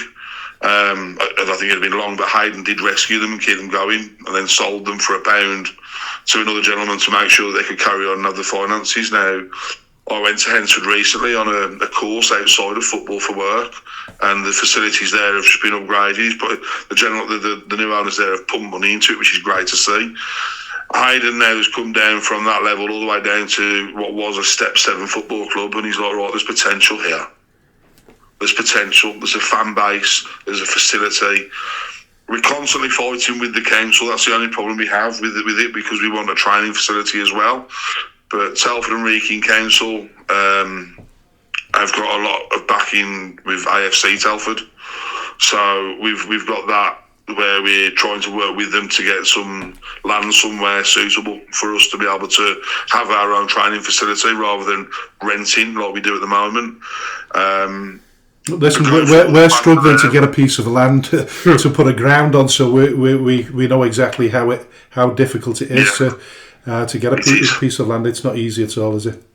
No, it's not, and it's one of those, isn't it? Then you've got to pay all the costs involved. We're looking at a site in Telford, and we've asked Telford who own it if we could take up the lease on it and bid for the lease on, because it's got 2 grass football pitches, and it's got an all-weather pitch with floodlights.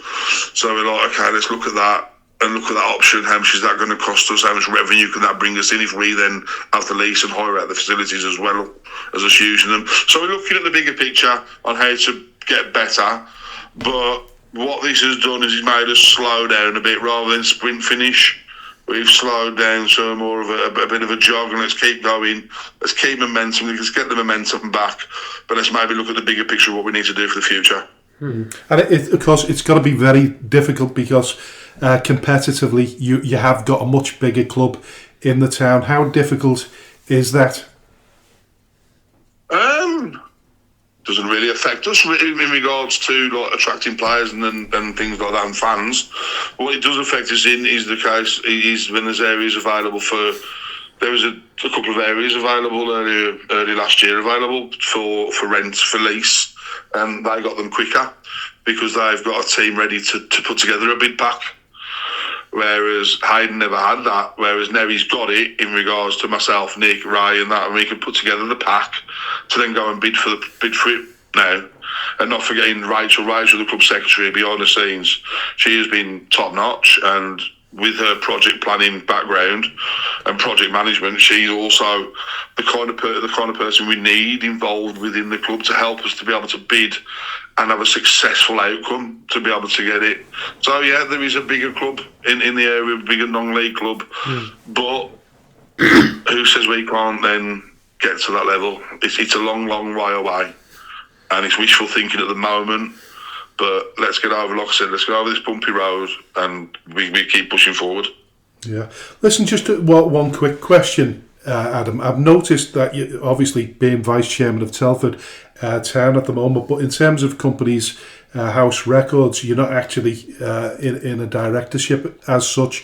Is that the plan for you? That is the plan. I'll be completely honest with you. I want everything done first. So with regards to the outstanding at the moment, I've said once that outstanding is cleared, which he did do last week, I don't know if it takes 10 to 15 days for it to 10 to 15 working days. I think I looked it up on Google. It takes so many days for it to clear off company's house. But my plan going forward is to be on the board and to be registered on company's house. I've given Hayden my all. I said, look, I'm in, and I'm either 100% in, or I'm not in at all, and I'm 100% in. I'm going on the board. I'm vice chairman just in paperwork as it stands at the moment, and not on company's house.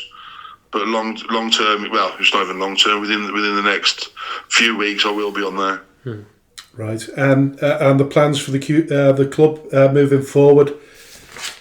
You pretty much outlined what you're hoping to achieve. So mid-table finish would be acceptable this season. Are the supporters all on board with that? Are they happy? I know you've mentioned that a lot of them are travelling to the away games, but there must be a sense of discontent. Yeah, disappointment in terms of how far you've been and how far back down you've travelled. I think you're currently in 7th position, so you're still in a place where you could get back into the playoffs. But does it feel pretty much like a fruitless effort? I wouldn't say that. I think with everything we won last year, with doing the 2 trophies we got and winning the league at a canter, and the massive success last year, I think they expected to follow on. And I had a chat last night with a gentleman that had a bit of a groundhopper who travelled up, and I said to him, and he said, "Oh, what's happened?" He says, "We was expecting you to go up again and go up again." I said, "Look," I said, "I haven't got the money that Deadpool's got. We're not Wrexham." But what we are is a little club that's achieved a lot very, very quickly, and now we've got to put things in place to establish us at that level. So, okay, we're step 6 at the moment. The plan was to get promotion within 2 years originally.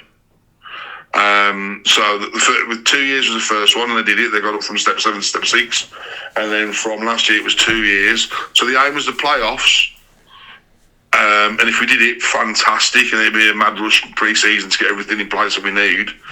But it was a 2-year plan originally. Hayden's got it right in. The plan was there, the 2-year plan promotion.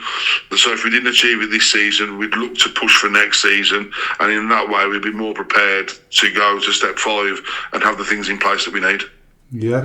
Listen, if you've listened to a few of the shows, you'll know pretty much in the last few weeks we've been talking about clubs that whether they're at their natural levels.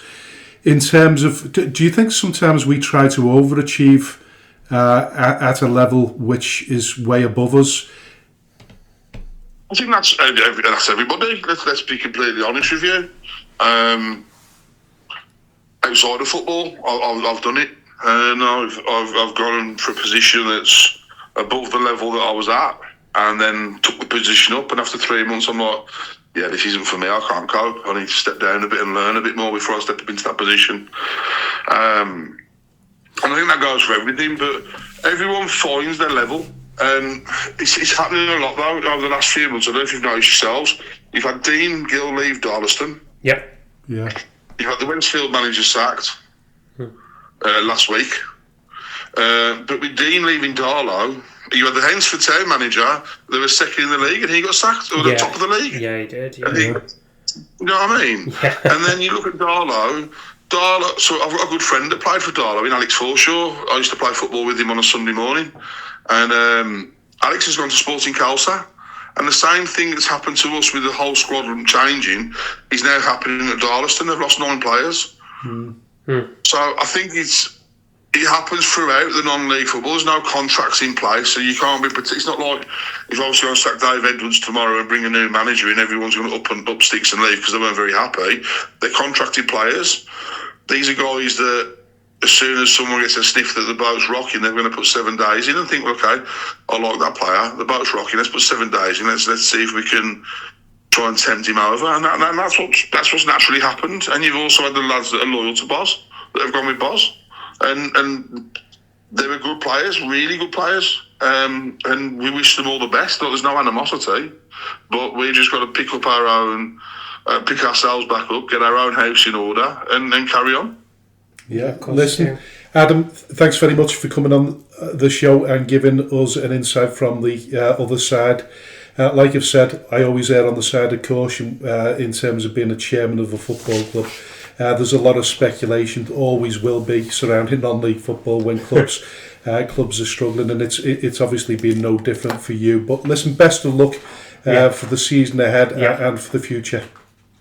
And gents, can I thank you for allowing me to come on and try to set the record straight a bit and get rid of the rumours. Yeah, so I just want to thank you both for giving me the opportunity.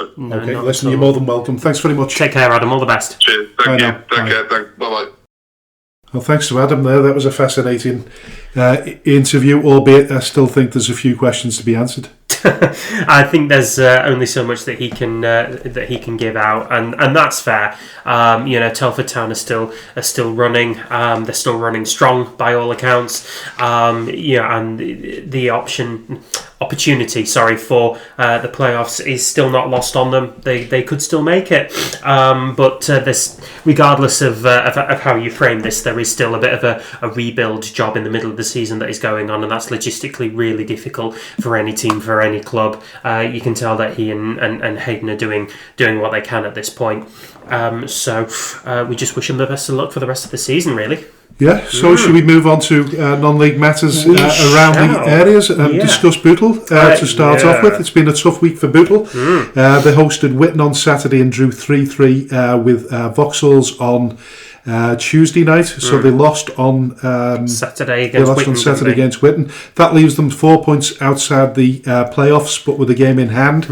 They'll face relegation candidates Congleton Town at the Cleric Stadium on Saturday. Bit of a blow for them? It was a bit of a blow. I think they were hoping to get a better result out of Whitton Albion. That being said, Whitton have generated really decent results against Bury and Breck, and I think against Linnets as well.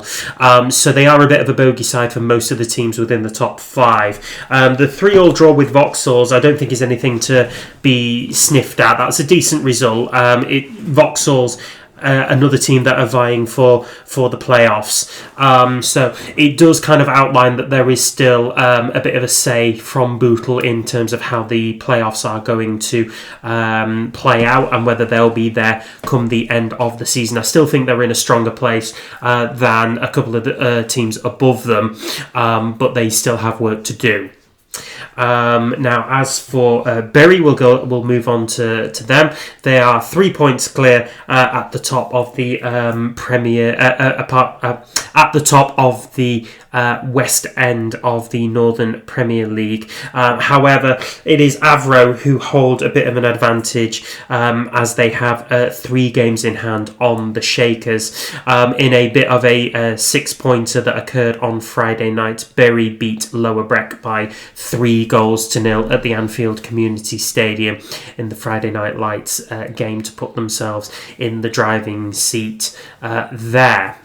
And Anthony Johnson's gone on record as saying it's still Avro's to be. It's still Avro's to lose. I don't know. I think if Avro do it, I think it's a bit of a shock. I don't think anyone was expecting this come the start of the season. I think given the signings and the strengthening in the squad that Bury have made, if Avro win it, it is a bit of a David beating Goliath thing. I think the expectation is still all on Bury here. And I've not looked at the fixtures too far ahead, but have Avro still got to play Bury at all at any stage towards the end of the season? I haven't. I don't think they have. But... No, I'm not 100% sure myself. I'm just having a look through the fixtures for this week. So Avro travelled to Staley Celtic, an inherently difficult game for the Row there, whereas Bury, in another not particularly easy game, they host Vauxhall Motors on the Saturday there. So if we sort of looking at those two teams there, it could be very difficult for them to garner 3 points. Lower Breck visit Sporting Calcer, so again another difficult game. It's difficult games across the board really. You fancy that Bootle may take the advantage here, given the difficulty of the teams' fixtures around them. Staley Celtic and Vauxhall Motors are two of those teams. Those two not winning at the weekend could open the door for Bootle to jump into the playoff contention there. And a result I didn't see coming off, particularly a few weeks ago, but they seem to have had a little bit of a renaissance of recent times. Clitheroe beat Runcorn Linnets 2-1 on Saturday. Yeah, a really good result for Clitheroe and Sean McConville. We know that expectations were, sort of in the balance a little bit, but after their cup run, things did start to look up for Clitheroe. Those 3 points came in very, very handy as they jump right into the middle of a very congested middle of the table. They are now level on points with Atherton Collieries, Nantwich and Mosley, and just a point behind Shivnall and a point ahead of Witton Albion. So 14th through 10th through 9th, very, very congested at this point, but Clitheroe have now won their last 3 games in the league, as I think they won again on, is it Tuesday night? I think they didn't. They lost to Lancaster City, so no shame in that really. But again, as you say, Clitheroe experiencing a little bit of a renaissance there. One team who isn't, though, Prescot Cables. I think they are slipping further and further into the mire now. They've dropped 2 places in the league. They're now just 2 points above the relegation zone after being beaten 4-0 by Lancaster City on Saturday. That means they are now winless in their last 7 games. Steve Daly, the manager, very upset by the manner of the defeat. Some errors attributing towards that defeat and the heaviness of that defeat, a couple of which can be highlighted on their young goalkeeper who they brought in on loan from Burnley. That loan has since ended, and he's gone back. Daly understandably frustrated. There's budget cuts in there, there's other logistical difficulties that are contributing towards what has been a very difficult campaign for the Cables. Yeah. Listen, we'll move on to the FA Vase. Sadly, both North West Counties representatives bowed out of the competition.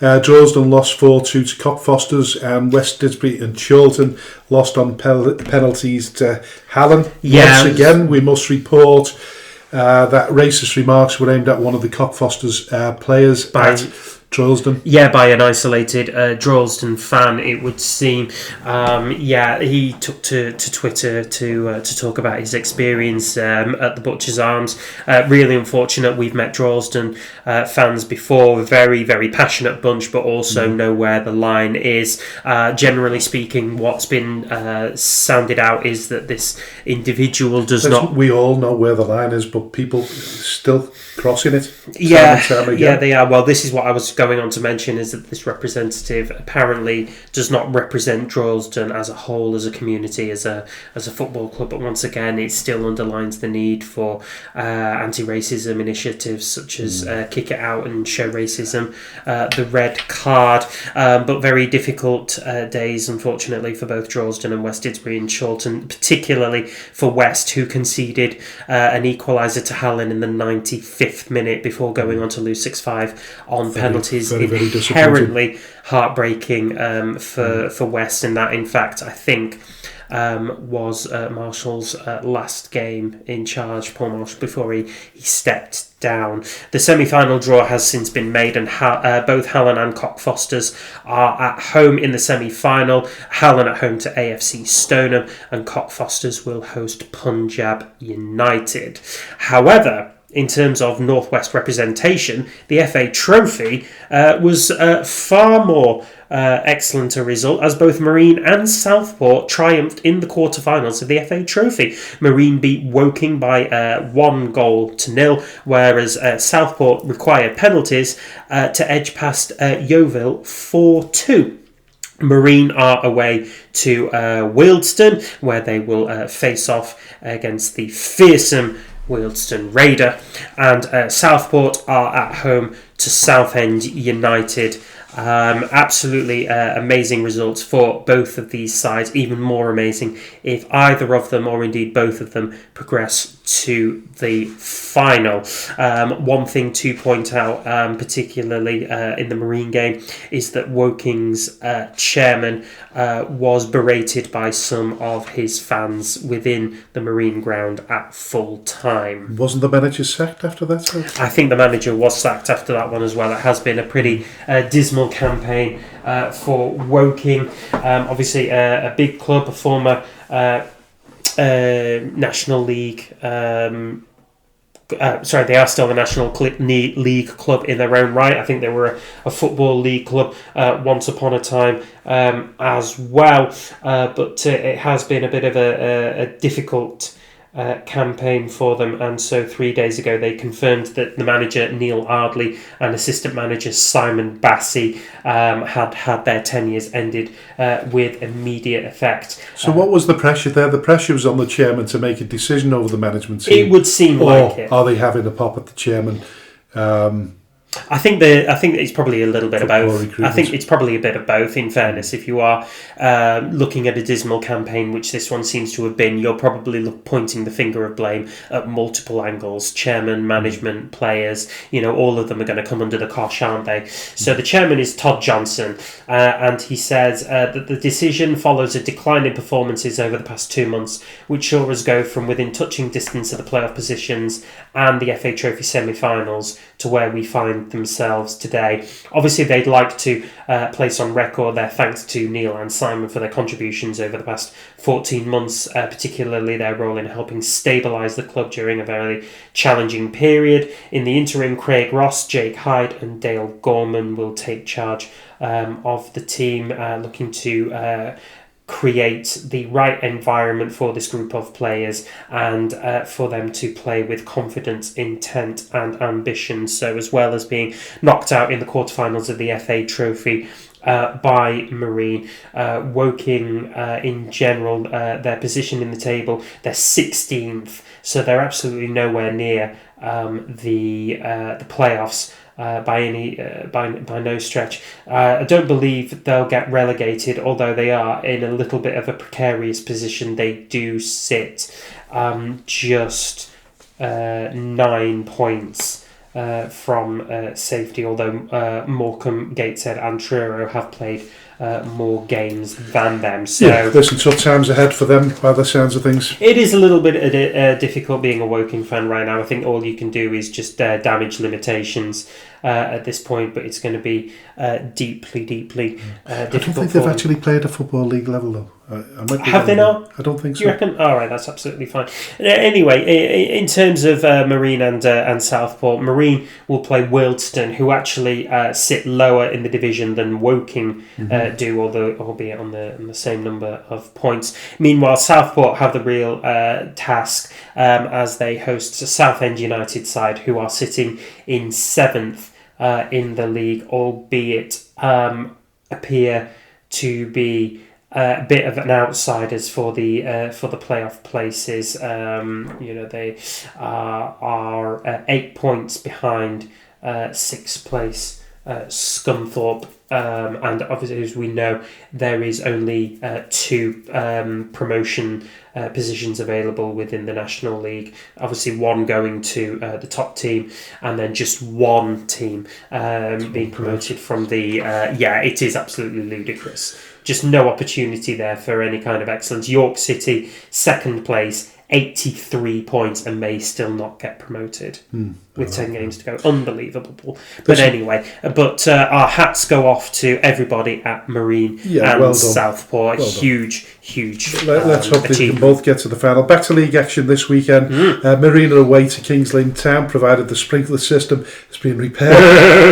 And Southport are away to Peterborough Sports. But listen, I want to go back to the FA Vase draw there, and we've obviously talked about the racist issue there. Cockfosters are at home to Punjab United. As far as I know, Punjab United are an all-Asian team. I might be wrong, that might have changed in time. It certainly started out that way, but what finer way to highlight the racism, inclusion in a good light, for them to get into the final. That would be a first for a team primarily of Asian culture. I think it would be.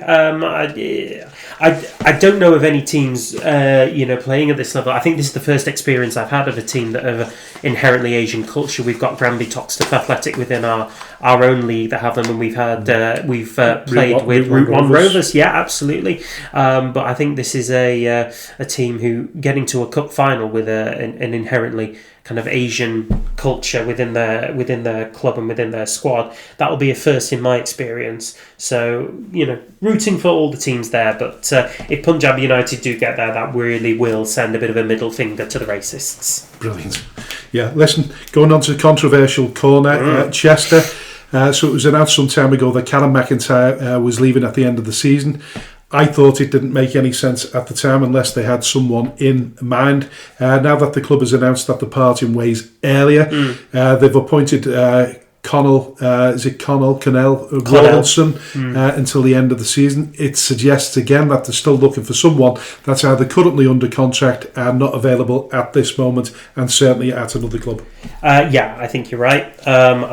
Unless Connell Rawlinson has an outstanding turn of form, with Chester, and they somehow springboard all the way up as far as they can possibly go, which may even include the playoffs. It would suggest that he's simply managing the boat until the end of the season, so to speak. I think it's the way Chester have done it. I think is a little bit disappointing. You'd expect a team with that kind of profile to just wait it out. I mean, was McIntyre's form with Chester really that bad that they felt the need to jettison him, with 2 months of the season left? They're governed by the supporters, aren't they? They are governed by the supporters who the board of directors to a board of directors.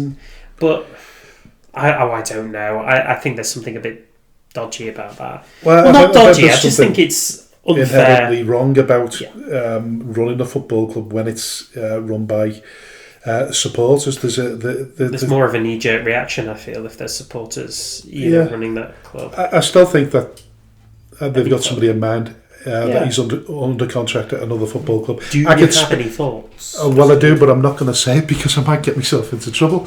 I think I've mentioned it in a previous episode. Oh, you might have done. Well, what I'd say to you is that if if they're looking at somebody completely new that's never managed the football club before, I haven't got a Scooby-Doo who it would be. Okay. But if I was speculating, and I mentioned it before, it was just one thought that came into my mind, and that they might go back to old school and go back to Neil Young, who's currently under contract at Marine. Yeah, but maybe the time out of management has given the impetus to get back involved with it. And listen, purely speculating there, absolutely no idea at all, but it will make a little bit of sense as well.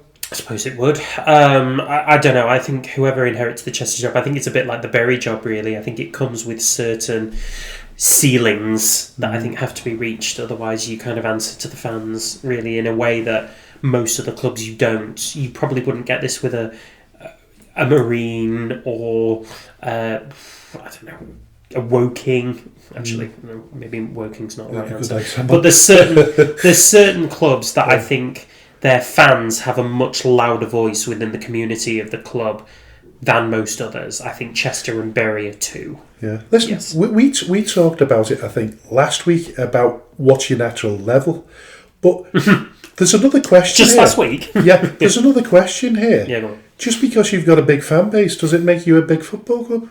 I don't think it does anymore. I still do. I think that there's it doesn't guarantee you success. It doesn't guarantee you success. About that. How long have Chester been at non-league level since they 2011? 10, 11, something like that. Yeah, so that's 15 years now. Yeah, a hell of a long time, isn't it? I think they're a big fish in a small pond right now. I think them going up to the Football League, I think that makes them a big fish in a big pond. To be honest, I still think they're a big fish regardless of where they are, and I think that's largely down to the history of the club itself. And you can say the same for Bury. These are fans that are mired in history of the club, regardless of their status now. I mean, if we had 400 fans turning up, because of our history, we would be regarded as a big club within our own circuitry and within our own levels. But if you go in old school, though, and you look back to the day when Southport were replaced by Wigan Athletic, back in old school terms of non-league football, before it was as diluted as it is now, Wigan Athletic were a big club in non-league. In non-league circles? Yeah, absolutely. But Wigan Athletic are a big club. But they had to wait a long time before they got the opportunity. They're a big club regardless of Wigan Athletic, and I think, I think that's largely down to the following that they've garnered. Look, I am of the opinion that if you are well supported and frequently have large turnouts of supporters coming to you, and that's sort of saying for about 3,000 plus, I think you can regard yourself at this level as a big club. 100%. Yeah. But you're not if you're not at the higher level. At the higher level, yeah, you are a smaller club in a. You're still a big club, but you're in a bigger pond with teams around you that are much more accustomed to that kind of support and that kind of largeness of life that we can expect in sporting level. Question for you then: can you see now? Because we've looked at that plethora of ex-Football League clubs that have dropped down to the National League North or South. Yeah. Can you ever see them recover? Can you see... listen, we can't talk about infinity, but in terms of sort of long haul, can you see any of them clubs not getting back to the Football League? Does that make sense? Yeah.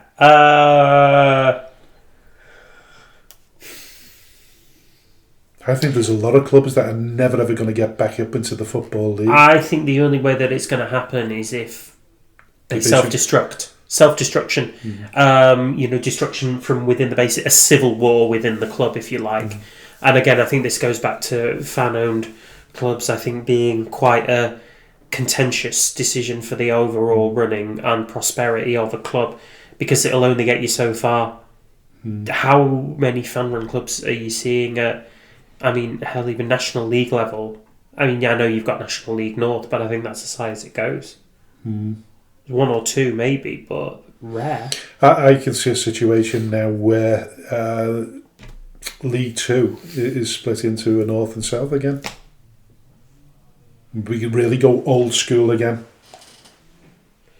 That's heavy. That's an awful lot of overhaul there. But we're talking about the National League now. The National League is very much, it's full-time players. It is, yeah. It's a full-time... yeah, it is. They're all full-time clubs. Mm-hmm. Professional, the professional in all, but the fact that the in all but name, yeah. Yeah, all but name. God. Yeah.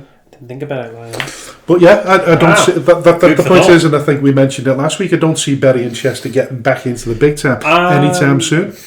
I don't know. I think we've got to see a point where we see Bury struggle and see how they recover from that, because I know that it took them a couple of attempts to get out of the Northwest counties, but they did it at a bit of a canter last season. Listen, don't get me wrong, I'd like to see them get back into the Football League someday.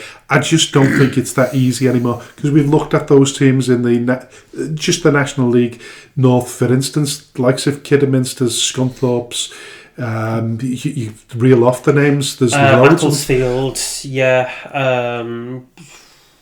there's so Carlisle. So competitive. It is ludicrously competitive. I mean, Rochdale are only just making a break for it now, but they've been out of the National League circuit for about 5-6 years. Okay, yeah, I see where you're coming from, and I think largely the teams that aren't able to do it anymore are teams that have not just been relegated, they've gone out of business and they've had to start again, and that means building financial roots from the ground up. That takes a lot of time, a lot of commitment, a lot of money, a lot of effort, a lot of everything, really. And so I think it will obviously take inherently longer. But I think Macclesfield are a team that could. I think Macclesfield could be out of the current crop of non-league football. But again, they could get back into the Football League. But again, it's taken them a few years to do it. I think Bury might, but I think we need to see where they are in the next 2 to 3 years. If they aren't in the National League North in the next 5 years, I think we can sort of see that it'll be an inherent more struggle for them. So that means 2 more promotions. If they get into the Northern Premier League Premier Division next season, and then we have to see how they get on there. But I still fancy Bury next season against your big teams in the Northern Premier. Yeah, I think that becomes a ceiling then, though, doesn't it? Because we're looking at the National League North. We're talking about teams like Kidderminster, Darlington, Macclesfield, Scarborough, Chester. Where we go further down, Southport ex-Football League, Hereford. Oh, Hereford. There's an awful lot of clubs in that division there with probably just as big a fan base as Bury Football Club or Chester, and just not doing the business. Hereford, second from bottom. That's terrifying. With that being said, Scunthorpe came back up last season, didn't they? They were in the... they were in the National League now, but they were in the National League North last season, so... The bounce can still, affect clubs, a couple of ways over. But I think it's inherently different if you go out of business and have to start it again. Listen, we'll food for thought. We'll park the bus there and wish all of our local teams the best of luck. Again, listen, just a refreshing story to finish off this first segment with is Luke 09. I think that's how you pronounce it. It is. So he's announced on Twitter, he said, to any young kid reading this, I've doubted myself in every league I've ever played in. Ryman Premier, Conference South, League 2, League 1, Championship, and even right before my first Premier League start last night. That's not weakness, that's being human, that's being alive. When I was growing up, I thought Premier League players were superhuman, like they never felt doubt, like they never felt nerves. The truth is, it's often the opposite. Social media won't tell you that sometimes you step out there with no confidence. That's normal, that's okay. You now have to then step out there with courage. Confidence feels good, courage doesn't. But you do it anyway. Show courage enough times, you build confidence. Here's the mindset that carried me for 31 years when it goes well. I worked for it. I earned it. Well done. Watch it back.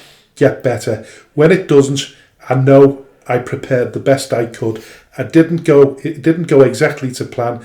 That's football. But well done. Watch your back. Get better. That simple recipe gave me a special moment last night, leading the team out, playing alongside a group that fights for every ball, celebrates tackles, gives everything for the city of Sunderland, and sharing it with supporters who never gave up, even after 4 tough seasons in League One. So if you're a young player feeling doubt, low confidence, or like you don't believe in yourself, you're not alone. Every player feels it. Confidence isn't something you're given, it's something you build. Bit by bit, day by day, with courage, with work, with learning. Anything worth building takes time, but that's what it makes it so worthwhile. Thank you, AFC Sunderland. Very poignant words. Amazed. I loved it. I think we can just leave it there. Yeah, I think we'll leave it there. We'll see you in part 2.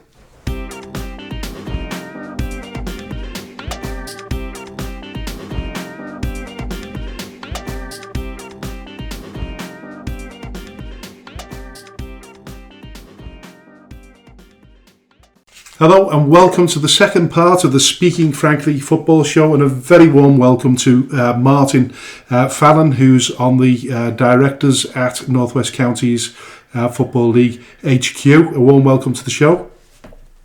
Hello, you okay? Yeah, not so bad yourself? Yeah, just busy with football this time of year. Yeah, of course. Yeah, listen, I obviously want to ask you the questions about the ground hop, because that's the main reason why we've got you on the show, because you're very much involved with arranging that with Ground Hop UK. But before I do, it would be an absolute remiss of me if I didn't ask the question. Since Darren Moore and Liam Page arrived, Runcorn Town has undergone a significant transformation on the pitch. With 10 games remaining in the season, things look really promising for the club. How crucial has this management team been, considering the club once appeared to be at risk of relegation a few seasons ago? Yeah, I mean, they've been very important, to be honest, Frank. If we rewind sort of 15 years, we had sort of Simon Burton as manager. He was manager for a long time, sort of, 6 years, 7 years maybe. And then we were very lucky we got Chris Herbert in sort of immediately afterwards. You know, Simon was successful as well. When we got Chris Herbert in immediately afterwards, who again he changed the team obviously into his own sort of image, but he was successful as well. So we had a period of sort of 8 years of sort of success at Runcorn Town. And then, unfortunately, you know, it happens with a lot of clubs. You end up appointing managers who are not at that level, or things don't work out for one reason or another. And we've had sort of a turnover of managers over the last, sort of 6 years. Obviously got relegated from the Premier Division. Luckily stayed in North West Counties. We actually got a reprieve the other year.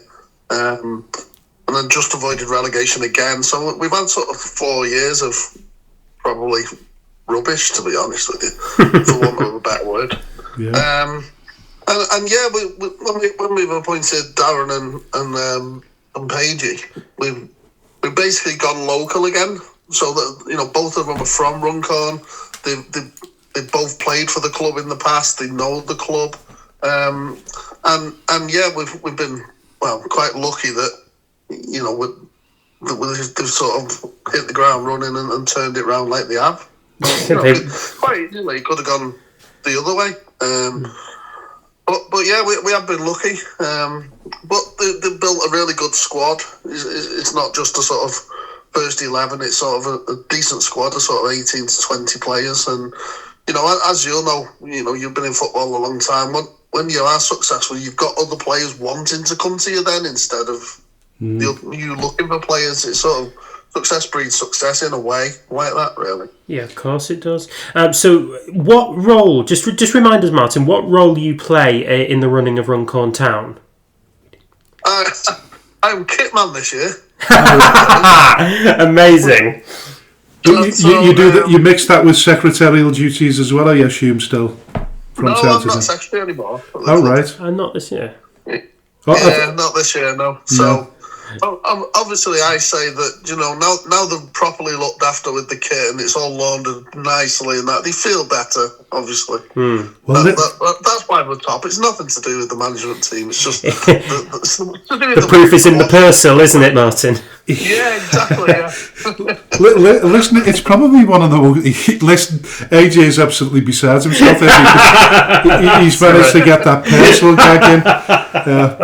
But each to their own, I suppose. But listen, it's probably one of the most important roles at a football club, and very, very. You see an awful lot of what's going on. And I was going to mention the dynamics of a joint management team. We've already spoken to Darren Moore on the show last season, yes, so you've seen firsthand what the dynamics are like between the two. Does it run very easy? Yeah, I mean they're very good mates, to be honest. And again, going back years, we had Simon Burton with Danny Saltz. They was manager and assistant, but it was very much a team effort.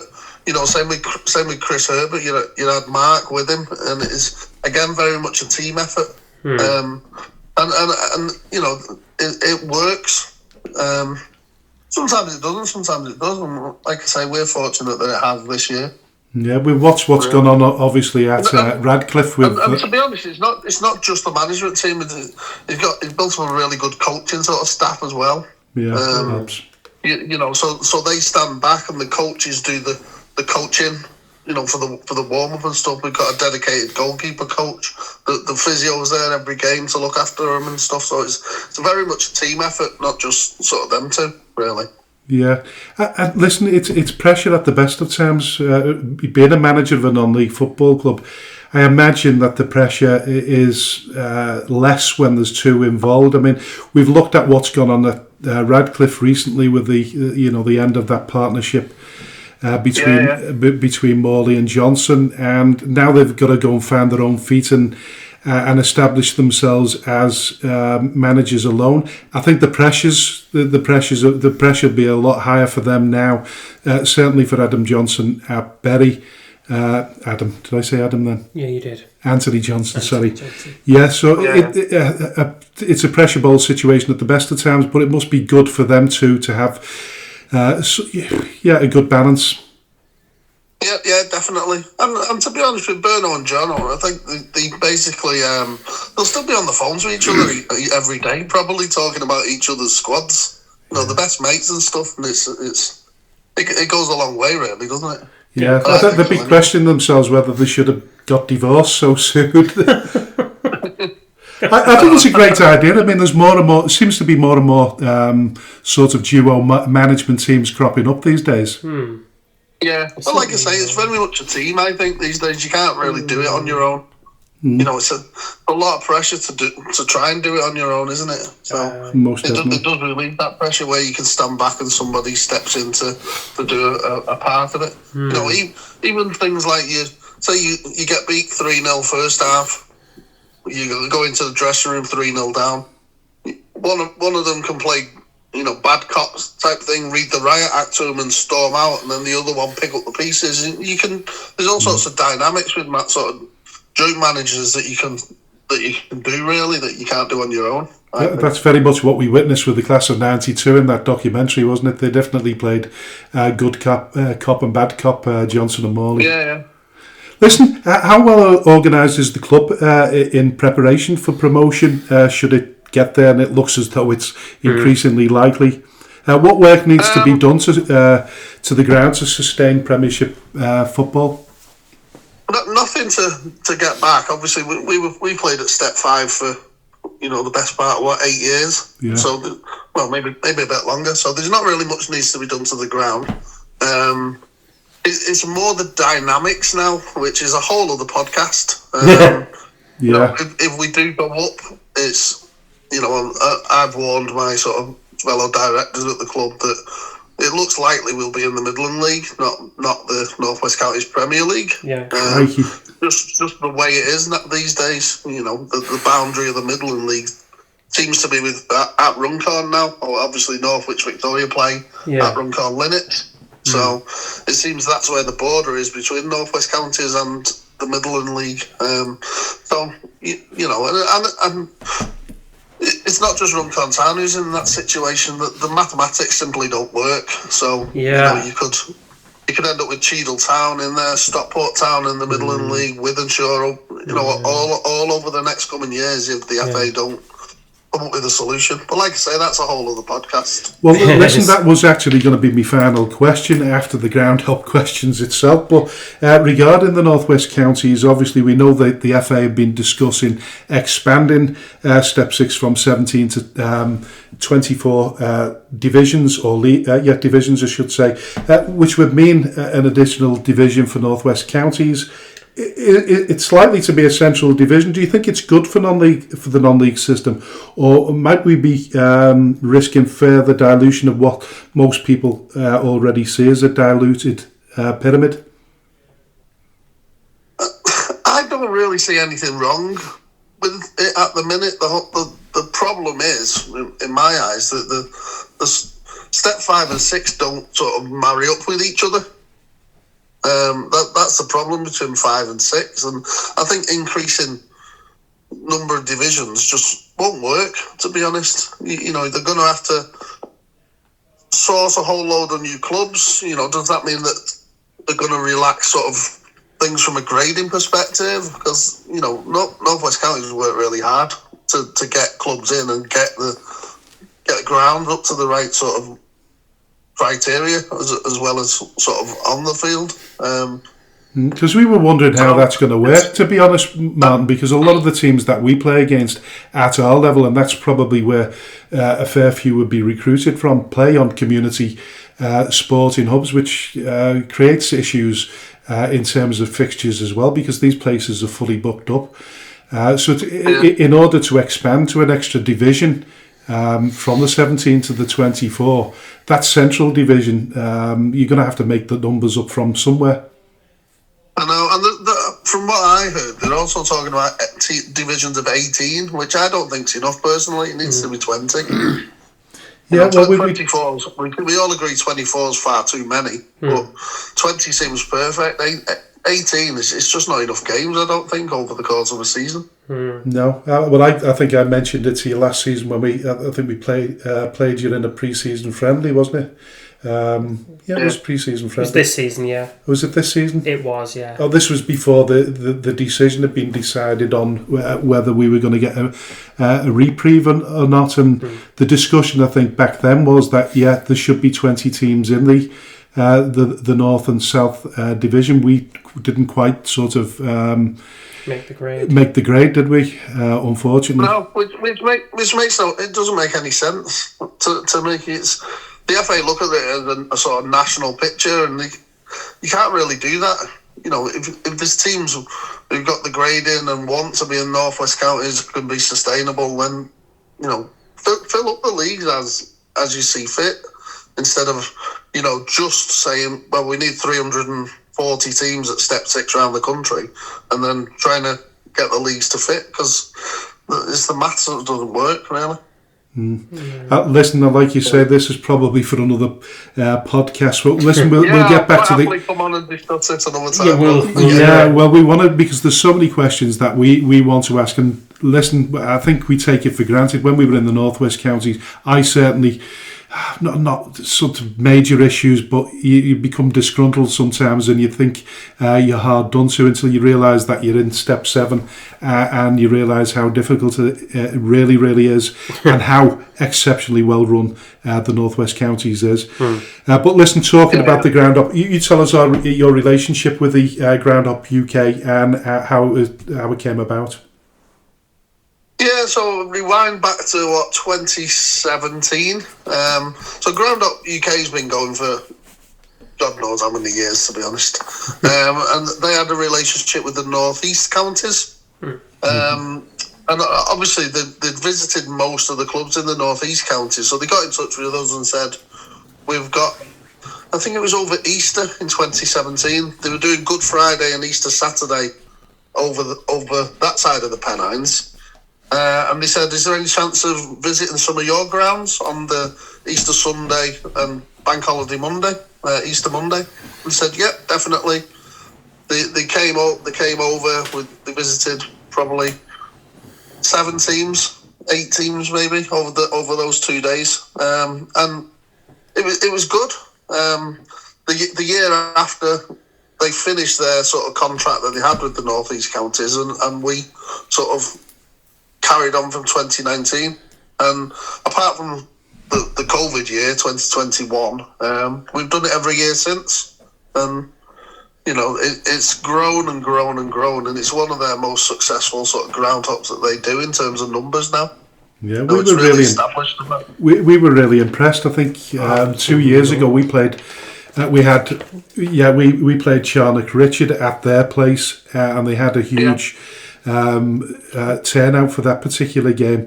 Unfortunately for us, Pascal Chimbonda was manager at the time, and most of his players, we lost 7-1. Just getting reminded, we lost 7-1 on the day, but a lot of his players couldn't play for us on the Sunday because they were already playing for a team in the. I think it was the Senegal League or something, Manchester Senegal League.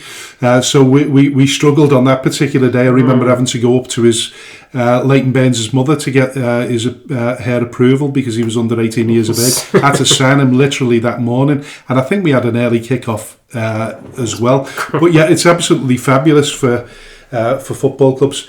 A little bit disappointing for Thornton Clevelands who had to cancel their game due to bad weather. Yeah, definitely.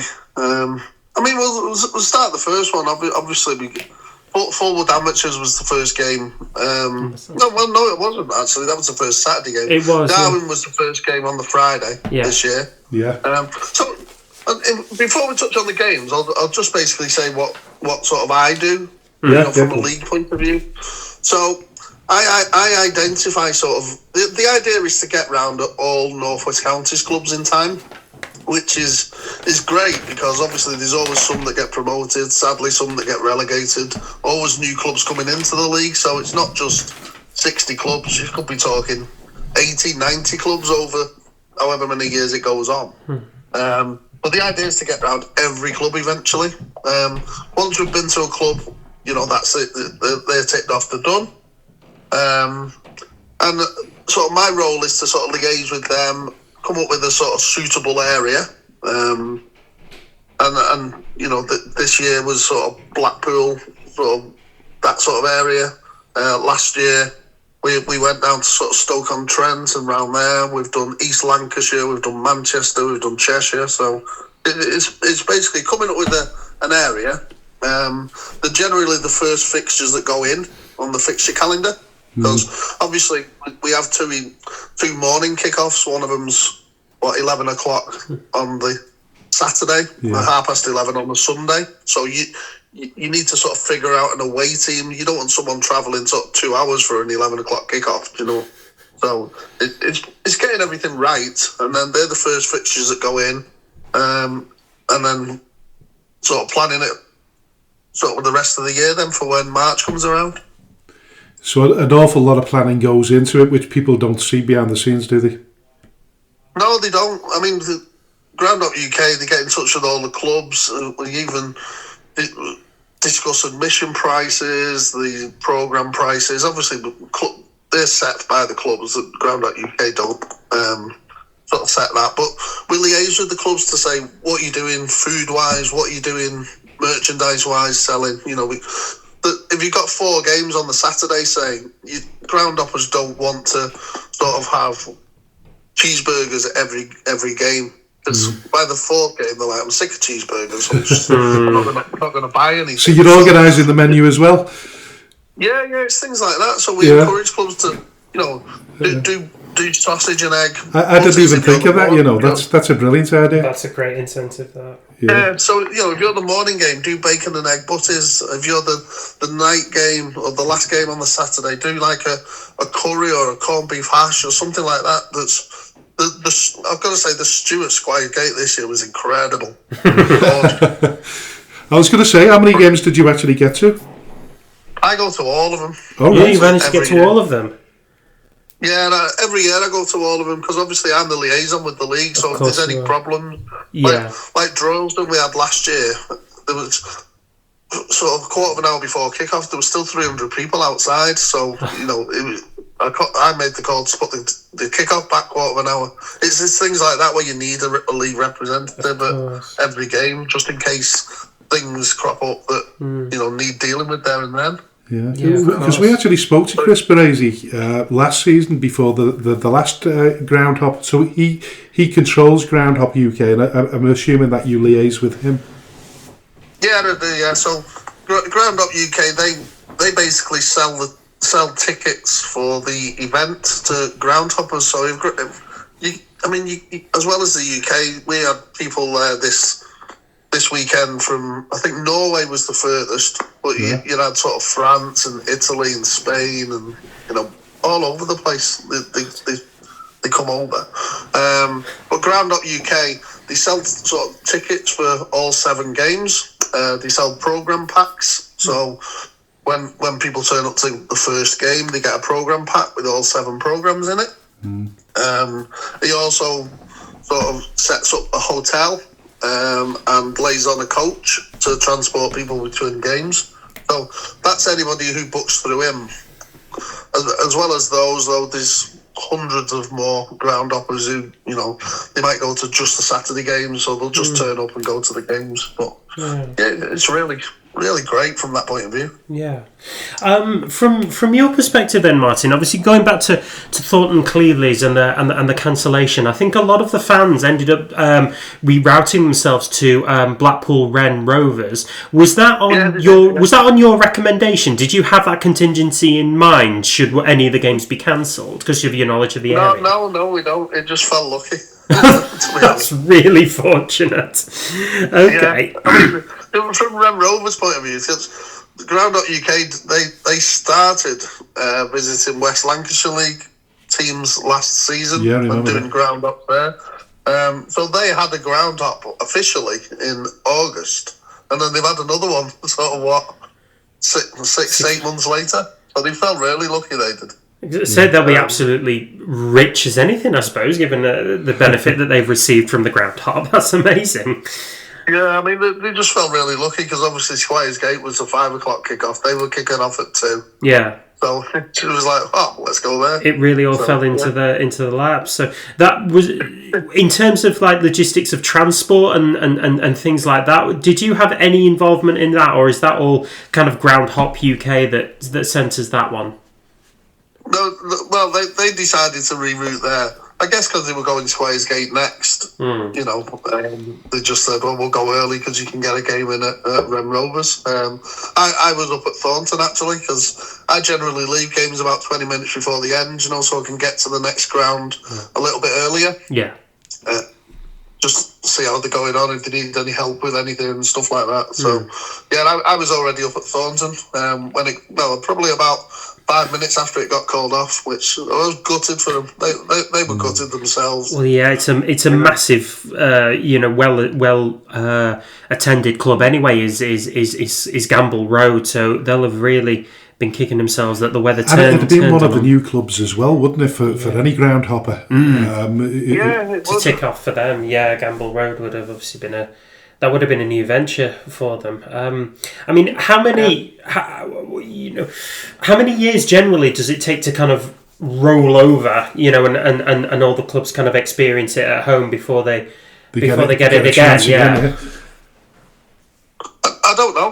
We've still got loads of clubs to go before we sort of, even talk about whether it's possible to go back to clubs for a second time. Because I've never even had them discussions with them. Like I say, you've got 60 clubs in the league.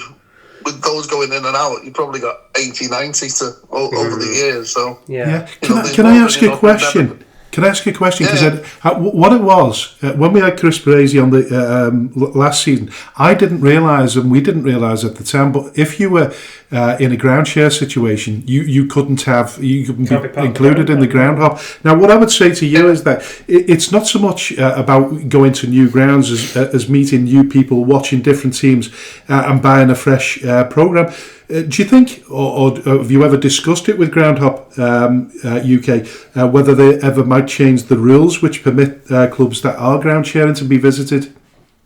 I've never had that conversation with them. I know ground hoppers in general don't like visiting teams who share grounds. It must be something in the ground up community that sort of that is really. But I know quite a few ground uppers, and they're like, I won't go to watch, say, City of Liverpool at Prescot, but I'll go and watch Prescot at Prescot. Once they've hit that ground off, they don't generally go back to it. Yeah, I do understand that, by the way. I mean, it does make sense. You'll know that with Gem and Sharon at the minute, won't you? Yeah, I think it makes sense, but also, it's probably those teams that do need a financial boost as well, and it would be nice if they would change the rules a little bit. I think if you go back in time, if it was FC United playing at Bury, I think they might have changed the rules for that. Yeah. I mean, I'm all for it because, say Scam you're playing at Marine at the minute, aren't you? We are, yeah. Yeah. So it's like, would you organise a ground up with Marine who are playing in the National League North? Probably not. No. So it's a chance for, a lot of ground uppers to visit that ground who may not otherwise get the chance on an organised event. So, yeah, I'm all for it, but I've never actually had them discussions though, to be honest. No, of course. So listen, the ground up has been an absolute success this weekend. Nearly 3,500 people have attended 7 matches. I was going to say to you, in comparison to last season, what were the numbers last season? I think they were a bit less. I think we averaged. I mean, obviously, I didn't go into Rem Rovers, so I don't know how many was actually there, but I think there was 3,300 in the 6 games that we had. Right. So, it's a really good average, 500 average, really. Heightened by Darwin, I must say, on the Friday. There was nearly 900 there. That was a great atmosphere. Yeah. But yeah, if you can do sort of 500 at a game compared to what teams don't like. Who was the first one? Fullwood Amateurs. There was just under 500 there, 480, I think it was. And their record gate before that was 170. Oh no! So, quite often the ground up does. It always sets a season best average attendance, but quite often it sets an actual ground record attendance as well. And it also, I guess, proves to clubs that we can cope with crowds of that sort of calibre, really. Yeah, listen, it's a fascinating insight into the other side of it, listening to it from your perspective, and the involvement that the North West Counties has in the ground hop. Yeah, no, I love it. I mean, I think it's great for the league. It really highlights our clubs and what they can do. It's great for the clubs because it's a good financial boost to them. It puts them on the map for a lot of people. When ground uppers talk to each other, they'll be going, had a really good day at Atherton LR, for example, and it might encourage another ground upper to go to Atherton LR who might not have gone there otherwise. So I think it's great for raising awareness. Yeah, word does certainly get around. From your own perspective, Martin, at what point during the ground hop weekend did you let yourself relax and have a beer? I never had one beer over the weekend. You didn't? You stayed dry the entire weekend? Yeah. I mean, arguably it must have been your... I know that you were obviously being the liaison comes with certain kind of aperture moments when you can look at the weekend as a whole and think, what an amazing weekend. But it must be quite stressful as well. I think because we've done it that long, it's not really that stressful anymore because we've been there and done it. Yeah. I think we've done it 8 times now, so it's great. It's just it's that time of year again. Let's crack on with it. A lot of the problems and stuff like that creep up have crept up before, so we know how to deal with them. Yeah. So, yeah. Nice. Listen, are you actually at the New Mills game tonight? Yeah, I'm sat in my car at the minute. You're sat in the car. So listen, with that in mind, listen, it's been absolutely fascinating having you on the show. It's great to see the other side of the ground hop from a league perspective. Thanks very much for coming on the show, Martin. And listen, best of luck tonight. Yeah, we hope to have you back on to discuss this kind of league expansion in full at another time, if you're up for it. I'll come on anytime. If you want to discuss Runcorn Town or any league stuff or whatever, just let me know. We'll hold you to that, Martin. Just one thing to finish. Go on. Say that again. Yeah, go on. What were you saying? Yeah, just one other thing before I go. Obviously, we've not had any discussions yet for the ground up and for next year, but my initial thought, around the Merseyside area again, because there's been a lot of new clubs sort of in that area since we last went there in 2019, I think it was. Back then we went to like Litherland and Bootle, and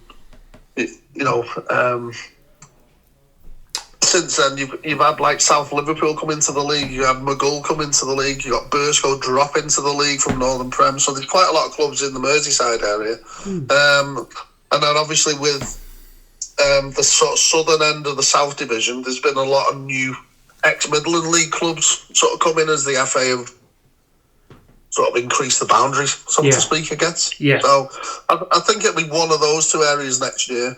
All right, and there was a question we should have asked, really. How soon do you work on that?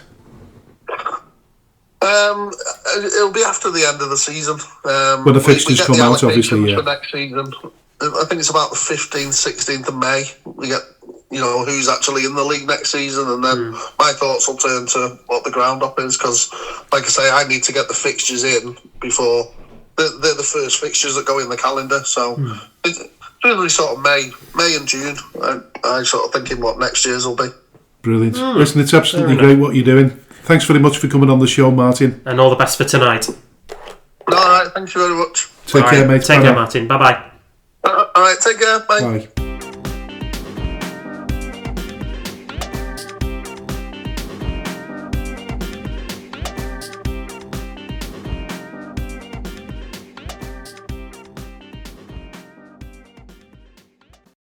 Hello and welcome to the third and final part of the Speaking Frankly football show, and big thank you to Martin Fallon from the North West Counties, explained a little bit about Runcorn Town and their success so far this season, as well as talking about the ground hop, which was the main reason that we had him on, and the success of it is absolutely amazing. Absolutely stunning, that one, isn't it? And what a huge hand he plays in providing a voice for non-league at a time when I think it's just getting louder and louder. And it's something that we're all revelling in as fans of non-league, to see how much of an influence we're having, particularly in the North West Counties, where it would seem that the attraction to non-league football is possibly stronger and more rife than it is in other parts of Britain. We are bringing the noise to non-league, and Martin Fallon is a part of that. For that we are very, very grateful, and also probably holds nearly as much influence as a kit man as our own Craig Berry does. Yeah, listen, we hope to have him back on the show again to discuss more sort of important features of the North West Counties, which we touched upon briefly there, but maybe go more in depth. Spoke really well, Martin. Certainly did, puts the pair of us to shame in terms of speaking frankly. Even. Thank you.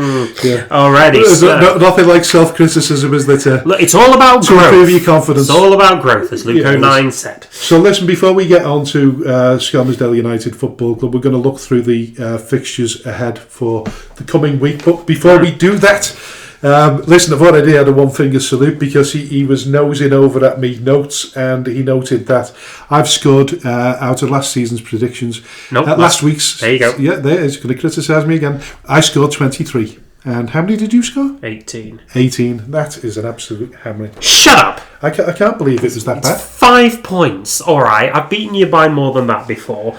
All right, but he retains the winning streak for a bit. Well, actually, Andy, we totted up the results from last week because I found the sheet, and last week, the week before last, we had Andy Barlow on the show, so we did a 3-way competition, and Frank and I actually drew that. 17 apiece. 17 apiece, and Andy got 19. So Andy wins a bag of Haribo for his troubles. So at the end of training last night, Andy reminded me. Did he? Yes. Yeah. So he will be getting... said, by the way, you said talking about the show. He will be getting a bag of Haribo on Saturday. So he sits there and chews them over like he's chewing wasps while seeing the squad play. Yeah. Listen, in fairness to you, in fairness to both of us, really, it was a really...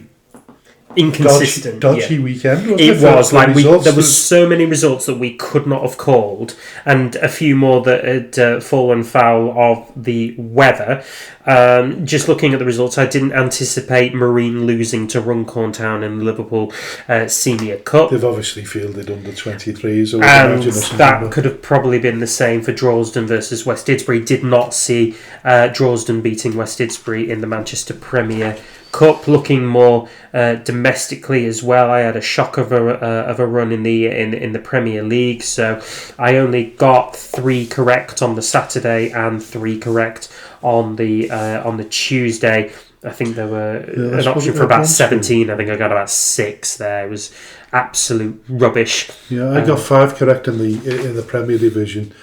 I think the difficult one with me was the midweek games and the cup games, because you just don't know which way they're going to go. No, you don't know what kind of teams they're going to field. Marine had just had that fantastic win in the FA Trophy, so you can imagine. And listen, no disrespect to disrespect to Runcorn at all. They're a really good outfit, and if they were playing a fairly decent Marine team, then that's a hugely good result. But there was no need to win it and upset my predictions. Yeah. Pete's sake, lads. You've got a chance to redeem yourself, so we're going to look at the fixtures ahead. So starting with tonight's fixture, West Didsbury and Chorlton versus Thornton Cleveland, which we featured on the last show, so that just rolls over to this one.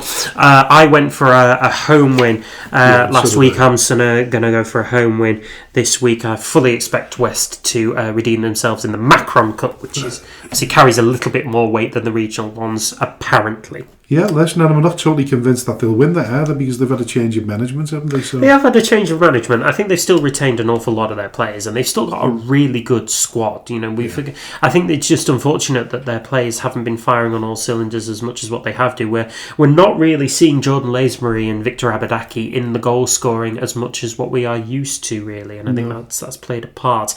Anyway, also on the Thursday, the 5th of March, aka tonight that we're recording, there's 2 games going on in the First Division North, and one of them is between Holker Old Boys and McGull. So I'm going to go I'm going to go McGull on this one. You're going to go for McGull? Yeah. I'm just looking at the form table, because the form table is on the back of the sheet there. Yes, it is. Thank you for that. McGull, I'm looking at the wrong page, but McGull are 4th. They're unbeaten in their last 4 games, having won 3 of them, whereas Holker Old Boys, one win in the last 6. Listen, being a Thursday night, being a little bit of a trek for McGull, I'm going to go for Holker Old Boys. All right, very well. Also being played is the I think it's the replayed game between Nelson and Steeton that was abandoned a few weeks ago due to that awful leg break. I think it was suffered. Yeah, what was the score at the time? I think Nelson were winning 2. Steeton were winning that one, weren't they? I'm not entirely sure, but I'm going to go for Nelson anyway. So am I. They've got the bit between the teeth, as I said, so I'm expecting 3 points there. But for God's sake, gents, just stay safe. Stay safe tonight. Yeah. Okay. First Division South on the Thursday night, and as Martin alluded to, there is Runcorn Town versus New Mills at New Mills. Runcorn Town for me. Shawbury versus Wolverhampton Casuals. Now, listen, a few weeks ago this had been an absolute no-brainer. Opinions changed. I'm going for Shawbury United. I am also going for Shawbury United there. Now then, the fixtures kick off on the weekend, and starting in the Premier Division, we've got Abbey Hay against Chadderton. I think that is a little bit of a no-brainer, really. Yeah, I'm going for Chadderton. Okay, and then AFC Liverpool versus Barnoldswick. AFC Liverpool lost a couple of games, haven't they? AFC Liverpool have fallen off just a little bit in recent times, so they're sitting in 19th in the table. As far as the form table goes, they are 2 wins in the last 6, 1 draw and 3 losses. it's hard to really see where that comes out. But against Barnoldswick, I am going to give them the benefit of a home win there, because Barnoldswick only just picked up. They are unbeaten in their last 2. Okay. AFC Liverpool. Yeah, all right then. Burscough versus Ramy. Whoa. Huge game.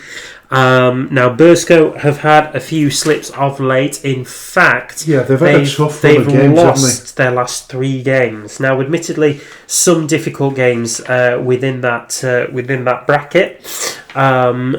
So, Ramy, I want Burscough to win it to get back to winning ways again. But Ramsbottom, just to keep, this is their last opportunity, really, isn't it, to stay in fight for the playoffs, in fight for the top of the table, if that's possible. Yeah, I don't see Ramy doing that, to be honest. I think they've just been more inconsistent than consistent over the last few weeks. So which way are you going? I'm saying a draw here. A draw seems the sensible option, and I just think Ramsbottom will want it more than Burscough right at the moment. Yeah. All right, okay. Cheadletown versus Charnock. Richard could come for Charnock. Yeah. Exton Villa versus Stockport Town. Oh, well, this is the annoying thing, is that Stockport Town could have really been helpful to me, but they didn't. I think I opted for them to win their last game against South Liverpool, and they ended up losing it by 2-0, which really wasn't helpful. So they've had a draw and a loss in the last 2 games, but this is the opportunity for them to get back to winning ways. So I'm going for Stockport. You know what? I'm going to throw in a bit of a curveball. I'm going to say a draw there. I think Exton could do something. Longridge Town versus City Liverpool. Come for Longridge. Padiham versus South Liverpool. Well, you know what? A few weeks ago, I'd have said it was Padiham all day long, but I'm looking at Padiham now and thinking, well, are they as airtight as what they used to be? They've lost a couple of games. In the last 6, they've won 3, they've drawn 1. Yeah, they've been a bit in and out recently, haven't they? I'm going for South Liverpool. I'm still going to say Padiham. Pilks versus Earlham, even though they lost at the weekend, didn't they, as well? Yeah, Earlham did, yeah. I think that was a bit more... Oh, it was Earlham who lost to South Liverpool. For God's sake. Yeah. Sorry about that. Who did Stockport Town play then that caused me such irritants? I don't know. They drew with South Liverpool. They did draw with South Liverpool, wasn't it? Yeah. Anyway, moving on. Nonetheless. Prescot versus Litherland Remaker. I think this is a bit of a step too far for Remy at this point. So I am going to say Prestwich Hayes, just because their form is still flourishing slightly. I'm going to... You're going to keep the faith, aren't you? You know what? I'm going to go for... No, I'm going to go for Prestwich Hayes. There you go. They've won their last 3 games. I think it's West Didsbury and Chilton versus FC St Helens. I'm going for FC St Helens.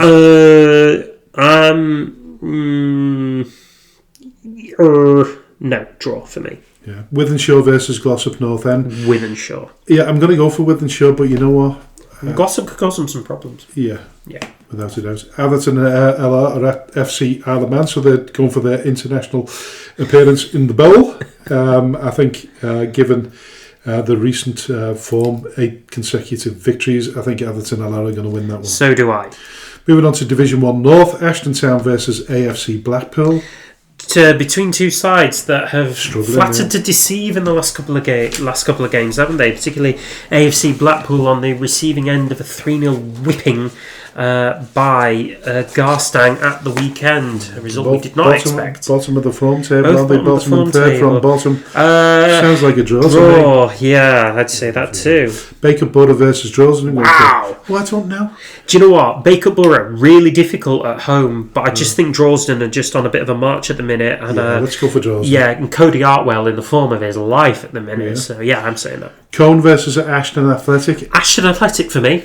Yeah, I'm going to go for Ashton Athletic as well. Yeah. Garstang versus Darwin. Darwin for me. I think I know Garstang obviously won their last game. I just don't see it being the start of something, particularly with Darwin in the form that they're in. Yeah, McGill versus Fulwood Amateurs. I'm going to go for McGill on this one.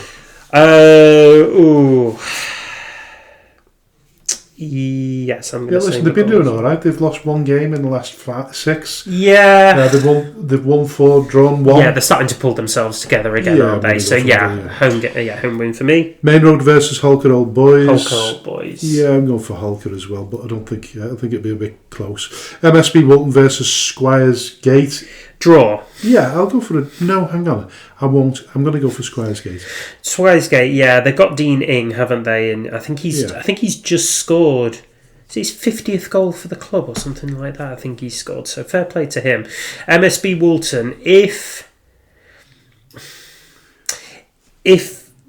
Danny Venter can score on this game, I can see it being a draw. If he's shackled out of it, though, I see that being Squires Gate. So yeah, I am still gonna. I am gonna go for the draw on this one because I've said it now. So yeah, draw for me. I just think a lot of these teams that do play regularly on mud baths, really boggy pitches, when they get the opportunity to play on artificial surfaces, it's a bit of a relief for them. I would have wondered whether the play is actually a bit too fast for them, but they struggle to keep up with the ball. Back in the day when there wasn't many artificial. So back in the day when we were in the Northwest Counties and we were doing particularly well, we used to play Woodley Sports, which I think has changed to. I think it's called Stockport Town now, isn't it? It is. But back in the day it was Woodley Sports, and Woodley Sports were one of the first clubs within the Northwest Counties to have a plastic pitch. We always did well. Did you? Yeah, and I take on board what you say. The bounce was different, but then back in that day, it wasn't as good as it is now. The surface is a lot better now. We've slowed down a little bit. But I just think Squires Gate will win that one. Fair enough. Nelson versus Stacey Hill. Nelson. Steeton versus Thornton Cleveley's. I'm still going to... an away win for me on that one. Go for a draw. Fine. Right, First Division South. Alsager versus New Mills. New Mills. Asheville versus Foley Mere. Asheville. I'll go for Asheville. Barnton versus Old Scots Heath, and go for Barnton. Barnton. Sorry, just one quick interjection on Asheville. I do want to wish a very speedy recovery to Asheville's regular goalkeeper and ex-Skem player, Sean Draper, who dislocated his shoulder a few weeks ago. I had a message from his dad, Mike, that was what had happened to him, and that's why he's been out of the starting team for the last 8 games or so he is awaiting an operation. So very speedy recovery to you, Sean. All your mates at Skem are thinking about you. Take care. Best of luck, Sean, yeah. Eccleshall versus Wolverhampton Casuals. Eccleshall. Yeah, go for Eccleshall. Horman versus Market Drayton. I think Market Drayton will win this one. Yeah, I don't think there'll be much in it, but no, but I think it's 2 teams that have had quite disappointing campaigns. But yeah, I think MDT and Dan Dawson will do that. Sandbach United versus Camberley. Yeah, the Sandbach keeps marching on. Yeah, Stafford versus Runcorn Town. Runcorn Town. Telford versus Stockport Georgians. Well, as we heard from the horse's mouth before, the vice chairman, from Adam. Adam said that Telford were unlucky to lose, or that the margin of defeat didn't sort of explain the true sense of the game. So there is an improvement there. Stockport Georgians are a bit the same team as Asheville. They're in good form, up fighting for the playoffs, and sort of firmly wedged within there. They're sitting in 3rd. Few points behind Eccleshall, but plenty of a gap between themselves and Sandbach and Asheville. I am still saying the Georgians, though. Yeah, I think so. I mean, Telford now, they've lost the last 5 games. Yeah, so it's just looking a bit difficult. I think the rebuild is going to be a little bit slower process than probably Adam believes it will be. I think you might be right. Obviously, Telford. Yeah, of course. First Division North on Monday night. Main Road versus Nelson. Go for Nelson. Baker Borough versus Ashton Town. Go for Baker Borough. And listen, by Monday, I think you might find that Nelson might be leading the league. I think you might be right. I believe you do. Yeah. I think they've got enough kind of squad depth and turnaround now that they're able to kind of provide a bit of a platform. Anyway, Tuesday night. Yeah, Premier Division, AFC Liverpool versus Ramsbottom. Go for Ramsbottom. Yeah. Atherton Allow versus City Liverpool. Atherton Allow. Charnock Richard versus Barnell's. Charnock Richard. Earlham versus Stockport Town. Draw for me. Prestwich Hayes versus Longridge Town. I go for Prestwich Hayes. Exton Villa versus Chadderton. Yeah, you've got to stop that goal machine, haven't you? Both of them. Now, the First Division North, Holker Old Boys versus Droylsden. Now, Holker Old Boys, we know, are decent at home, and particularly in the middle of the week. However, I think Droylsden will turn up and shine. Too much for them. Droylsden win there. Thornton Cleveland versus AFC Blackpool. Do we call that a foul derby, do we? God. It is, yeah, it's a foul coast derby without any doubt. You go for Thornton Cleveland. Gamble Road. Thornton Cleveland as well. Tuesday night in the First Division South, Foleymere versus Allscott Heath. Market Drayton Town versus Camel Laird. New Mills versus Asheville. New Mills versus... I'm going for a draw. Fine. And Wolverhampton Casual versus Runcorn Town. And then in the Lancashire Challenge Trophy semi-finals, we've got Padiham at home to Fulwood Amateurs. I think Padiham for me. And then Wednesday night, one game in the Premier League, Litherland Remica versus West Didsbury and Chorlton. Again, it's another game that I think Steve Scott will be facing with utmost positivity and confidence, particularly in his team. I just think West Didsbury have got that little bit more quality. With that being said, though, they did the number on Rami and they probably shouldn't have done. So I'm going to say a draw. I'm going for Remy. Fine. We're going to back Steve. Gotta get him on the show. All right. Still on Wednesday, the 11th of March, in the First Division North, Garstang versus Daisy Hill at the Riverside. I think Daisy Hill just Daisy Hill for me. Nelson in action once again against MSB Woolton. I'm going to say Nelson again. They're playing a lot of games in a week. There's a lot of games going on for Nelson. That's their third one since Saturday. So they're playing Saturday, Monday and Wednesday. Very, very difficult amount of games. But, this is part and parcel of the weather and the sort of lackadaisical approach during the summer months. Bacup Borough versus McGull at the Brian Boys Westview Stadium. Going to go for a draw there. I think if McGull have their boys firing on all cylinders, they can probably stop the rot. And then lastly, on Wednesday the 11th of March in the First Division South, Telford Town against Barnton. I just feel Barnton are going to get a result there. Yeah. So that is... It's a big fixture list next week, and no doubt I should be leading that by the end of next week. When I do all the totting up, I think I shall win that again. Confident? Yeah, I'm confident now. I'm just on a roll. Confidence breeds confidence. So listen, good luck to all the teams. Yeah, competing, and may the best team win. So moving on to Skelmersdale United Football Club. Yeah, moving on to Skelmersdale, and it was a bit of a bittersweet day on Saturday. We returned to what's the name of the place?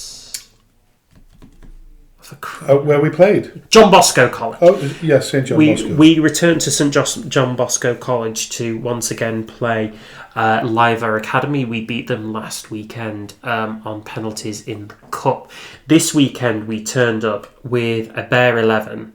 No substitutes, a couple of new players making their debuts, a couple of players who were not quite match fit in the way that we would have hoped or wanted them, and certainly what they would have expected as well. So we turned up with a scratch squad, and we lost by 3-2. It's a result that keeps us at the bottom of the table by 5 points, I believe it is now. But there's more. Fair enough to say, isn't it? If we'd have been fielding the same team that we played against them in the Cup, we win by 4. Because I don't think they were as good as they were in the Cup game. No, I don't think they were as good as they were in the Cup game. I think they put more pressure on us again because we had just a bare 11. We were tired. We were disjointed. 1-0 up on the stroke of half time. A corner that's not gathered goes underneath. Yeah, it's a cross, isn't it? Yeah, it's a very low. Is it a cross or a corner? It's a cross, and it's a very low, stinging one. It's one that goalkeepers hate, really, because you just don't know where the ball's going to ricochet. But it's a mistake ultimately. It is a mistake, by Joe. and it puts you in a bad position going into the second half. Yeah, they're a bit more galvanised because it's right on the stroke of half time at 1-1. They get themselves back in, they get themselves ahead through a free kick. Tom Broadfoot equalises for us with a header from corner, so that puts us at 2-2. And it's an own goal. Shut up. I looked at the video and it's definitely. I don't care. Tom scored it. We put that into the FA, so it's actually accredited to Tom Broadfoot, and so it should be. It's one of our players. Yeah. Anyway, in fairness, we've got it back to 2-2, haven't we? And we think that we might be able to take something out of this game. Yeah, maybe a point at minimum. Maybe a draw would have been a better representation of the game. But then we concede a penalty, and yet again, young head Tom Broadfoot he's made the tackle. There's bit contentious. There's no danger. Well, there's no contention at all. He's pushed the lad has he? out of his way, and all he had to do was just stand there and body check him. He'll tell you himself what he's done right or wrong. Yeah. Whether he knew whether he was inside the box or not, because the bloke was going nowhere. Where literally he's right in front of him and he's got the opportunity. But listen, he's a young lad. Yeah. He's learning the game, and all I'd say to you is you take those two mistakes out of the game, and it's a 2-1 win to Skem. It is. We're just kind of the products of our own downfall in so many games recently. The amount of penalties that we've conceded and silly goals that we're giving away there. If you look at all the games that we've lost by 1 goal, most of those are our own mistakes. We cut those mistakes out. We're winning all of those games, no question about it. Maybe even drawing a couple, and we are much further up the table than what our performances and not our performances, but we're much closer to where we want to be than what the results on paper give us credit for. And it's basically sort of patchwork now, isn't it, till the end of the season? It is patchwork a little bit, yeah. So we're still already in the process of rebuilding for next season. On and off the pitch. On and off the pitch. Yeah, we've had a couple of players turn up for training in the last few games that have given us some optimism, haven't we? We should have a few more signings over the line before the weekend as well to bolster the squad. But like I say, it is patchwork. Andy's working very, very hard to establish a consistent way of playing. Yeah, a consistent way of establishing a team as well. We probably. It's awkward really, because a lot of players that have joined the team, we haven't had a chance to see them. The only chance you get to see them is actually by playing them. Mm-hmm. And unfortunately, regular people that turn up for training have had to be sidelined in order to do that. And I think in terms of loyalty, we'd be looking more towards the people that are more loyal to the squad. And we should have done that. The training. Yeah. We should have probably done that. But when you're chasing a target. Yeah, a target. Maybe, getting into that top 5 when you still believed we were capable of doing it.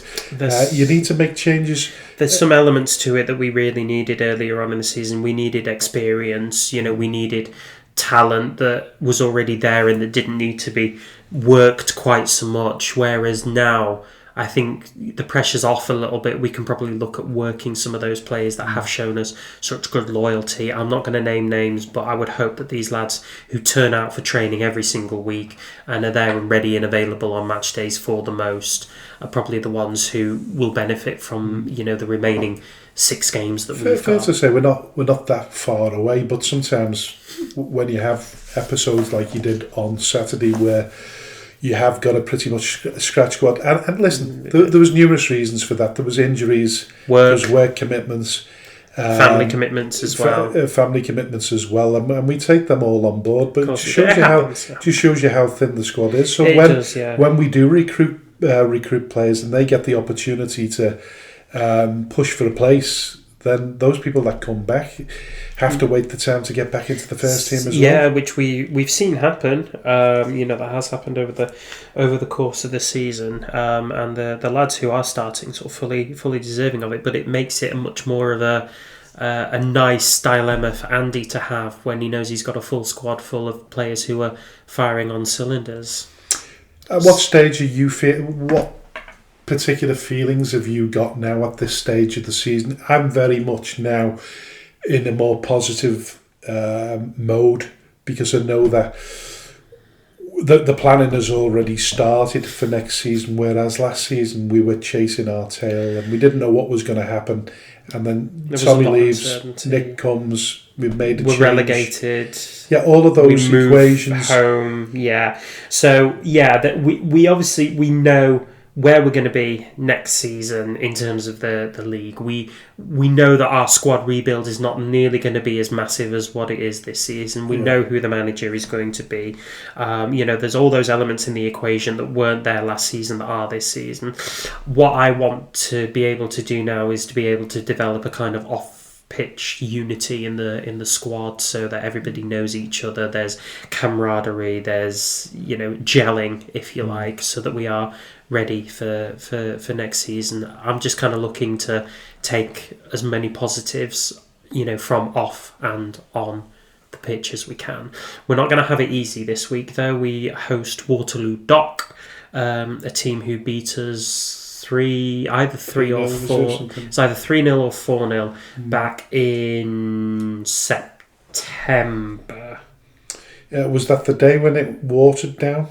No, that was... Oh, that was MSB Walton. That was MSB Walton Resi's. Waterloo Dock I never saw. Was I on holiday? Was I away? I wasn't here for some reason. Oh, I might have been in Wales, actually. So, yeah, I haven't seen... I think you were doing the Ironman, weren't you? I was doing the Ironman. I was trying to. Say nothing. I was taking part, anyway. Yeah, you did 1.5 parts of it, didn't you? Or 2, did you do? I got over halfway on the bike, so I would say I did 2/3. 2/3 then. Ish. Fair enough. Maybe. So, yeah, you're not feeling as bad as you were sort of maybe a few games ago. Do you know what? I haven't felt bad at all throughout this season because I know every game that we go into, we are close. I think East Villarreal's were obviously the worst ones that we went through. But every game in and around that, I thought, yeah, we could do something here. Like every week there's a sort of renewed sense of optimism. And I think we've not used nearly as many players this season as we've used last season. We've had sort of consistencies within the squad across all parts. We're scoring more goals. We're conceding. Generally speaking, we're conceding less. Although I know that we need to concede a lot less. But that's work to be done between now and the start of next season. Training improvements, recruitment. Wherever we can get it. Really. Because off the field, we've done everything. We've put everything in place to make it easier for everyone. So. We've got a 2-hour training sessions on Wednesdays in Ormskirk on a nice surface, relatively new surface at the back of Ormskirk School. Mm-hmm. So we're doing all the right things. We're giving them the tools to make themselves better. Yeah. They just need to come on board and show more commitment. Yeah, did we have a good turnout of training on Wednesday? Well, we should have had 15 and it dropped down to about 11 in the end. Once again, players kept back at work, had to work later. Oh, right.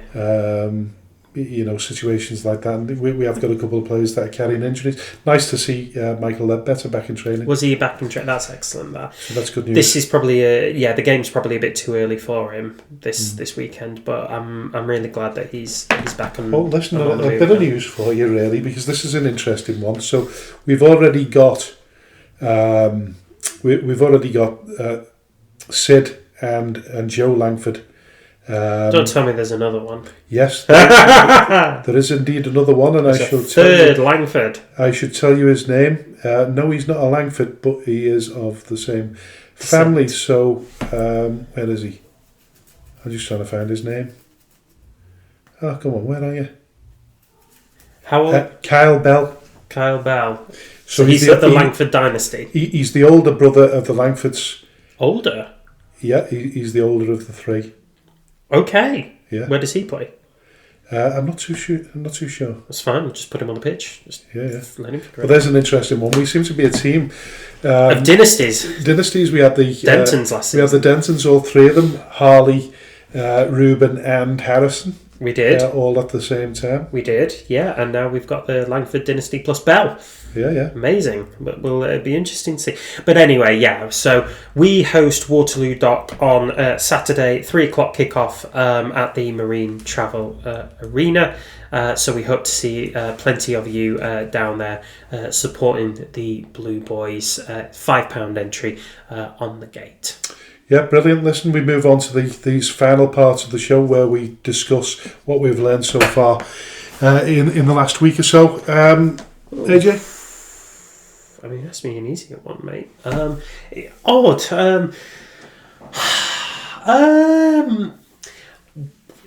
What I'll say is, even though we love the North West Counties and we love non-league football as a whole, in the same way in the professional game, it is always improving and always needs to improve for the betterment of player welfare, player safety and club prosperity.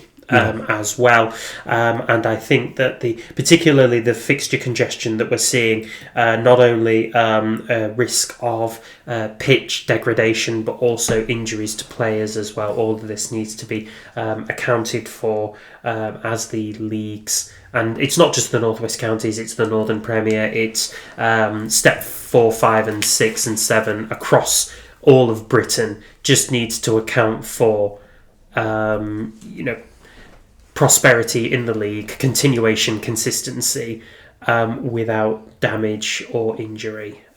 So just be mindful. Yeah. Well, through the two interviews tonight, the one with Martin Fallon, learnt an awful lot from that, because there's obviously two sides to the ground hop. We had Chris Baresi on the show last year and heard it from his perspective last season, and now we've heard it from Martin, the logistics behind setting this up. Are incredible. I didn't realise that obviously they try to do it as locally as they can in the particular areas. But a lot of hard work goes into it. It's very refreshing to listen to. The other thing was narratives, really. I think sometimes clubs can set their own narratives for social media to take advantage of. I think that's very much happened with Telford Town. I think Adam's tried his best tonight to set the record straight from their perspective, but I still think there's an awful lot of questions to be answered there, and I think that's the unfortunate side of it, because you've almost set your own narrative by losing a manager that goes right down to the bottom of the division, and then almost turn around and say maybe the pressure got to him. I don't know the reasons why he left, but there's no much more of a pressure bowl than going to the bottom of the league and try and fight your way back. Up. So sometimes I think we all have to be careful as custodians of football clubs how we set the narratives, because we can set the narratives to actually to invite attacks, and I think that's probably what's happened at Telford, and probably Telford will learn a trick or two from this last episode. But not being too harsh on them, because there is two sides to the story, and there's only so much sometimes you can tell of course there is. A person without digging yourself a bigger grave. Yeah, exactly. So that seems a reasonable one on which to end. Yeah, and well, listen, on that point, we'll leave all the final words to the dulcet tones of AJ Vegette. You've been listening to the Speaking Frankly Football Show with me, AJ Vegette, and my co-host, Mr. Frank Hughes. This podcast is available on most streaming services, wherever you get your podcasts, including Amazon Music and Spotify. Please rate and review, as we do thrive off hearing your feedback. Please also subscribe so that you can find out firsthand when the newest episode of the show has been released. We're also available on social media sites, most prevalently X and Facebook, under the banner term Speaking Frankly Football Show. And so from myself and Frank, thank you very, very much for tuning in to this episode, and we'll see you next week for another one. Until then, goodbye for now.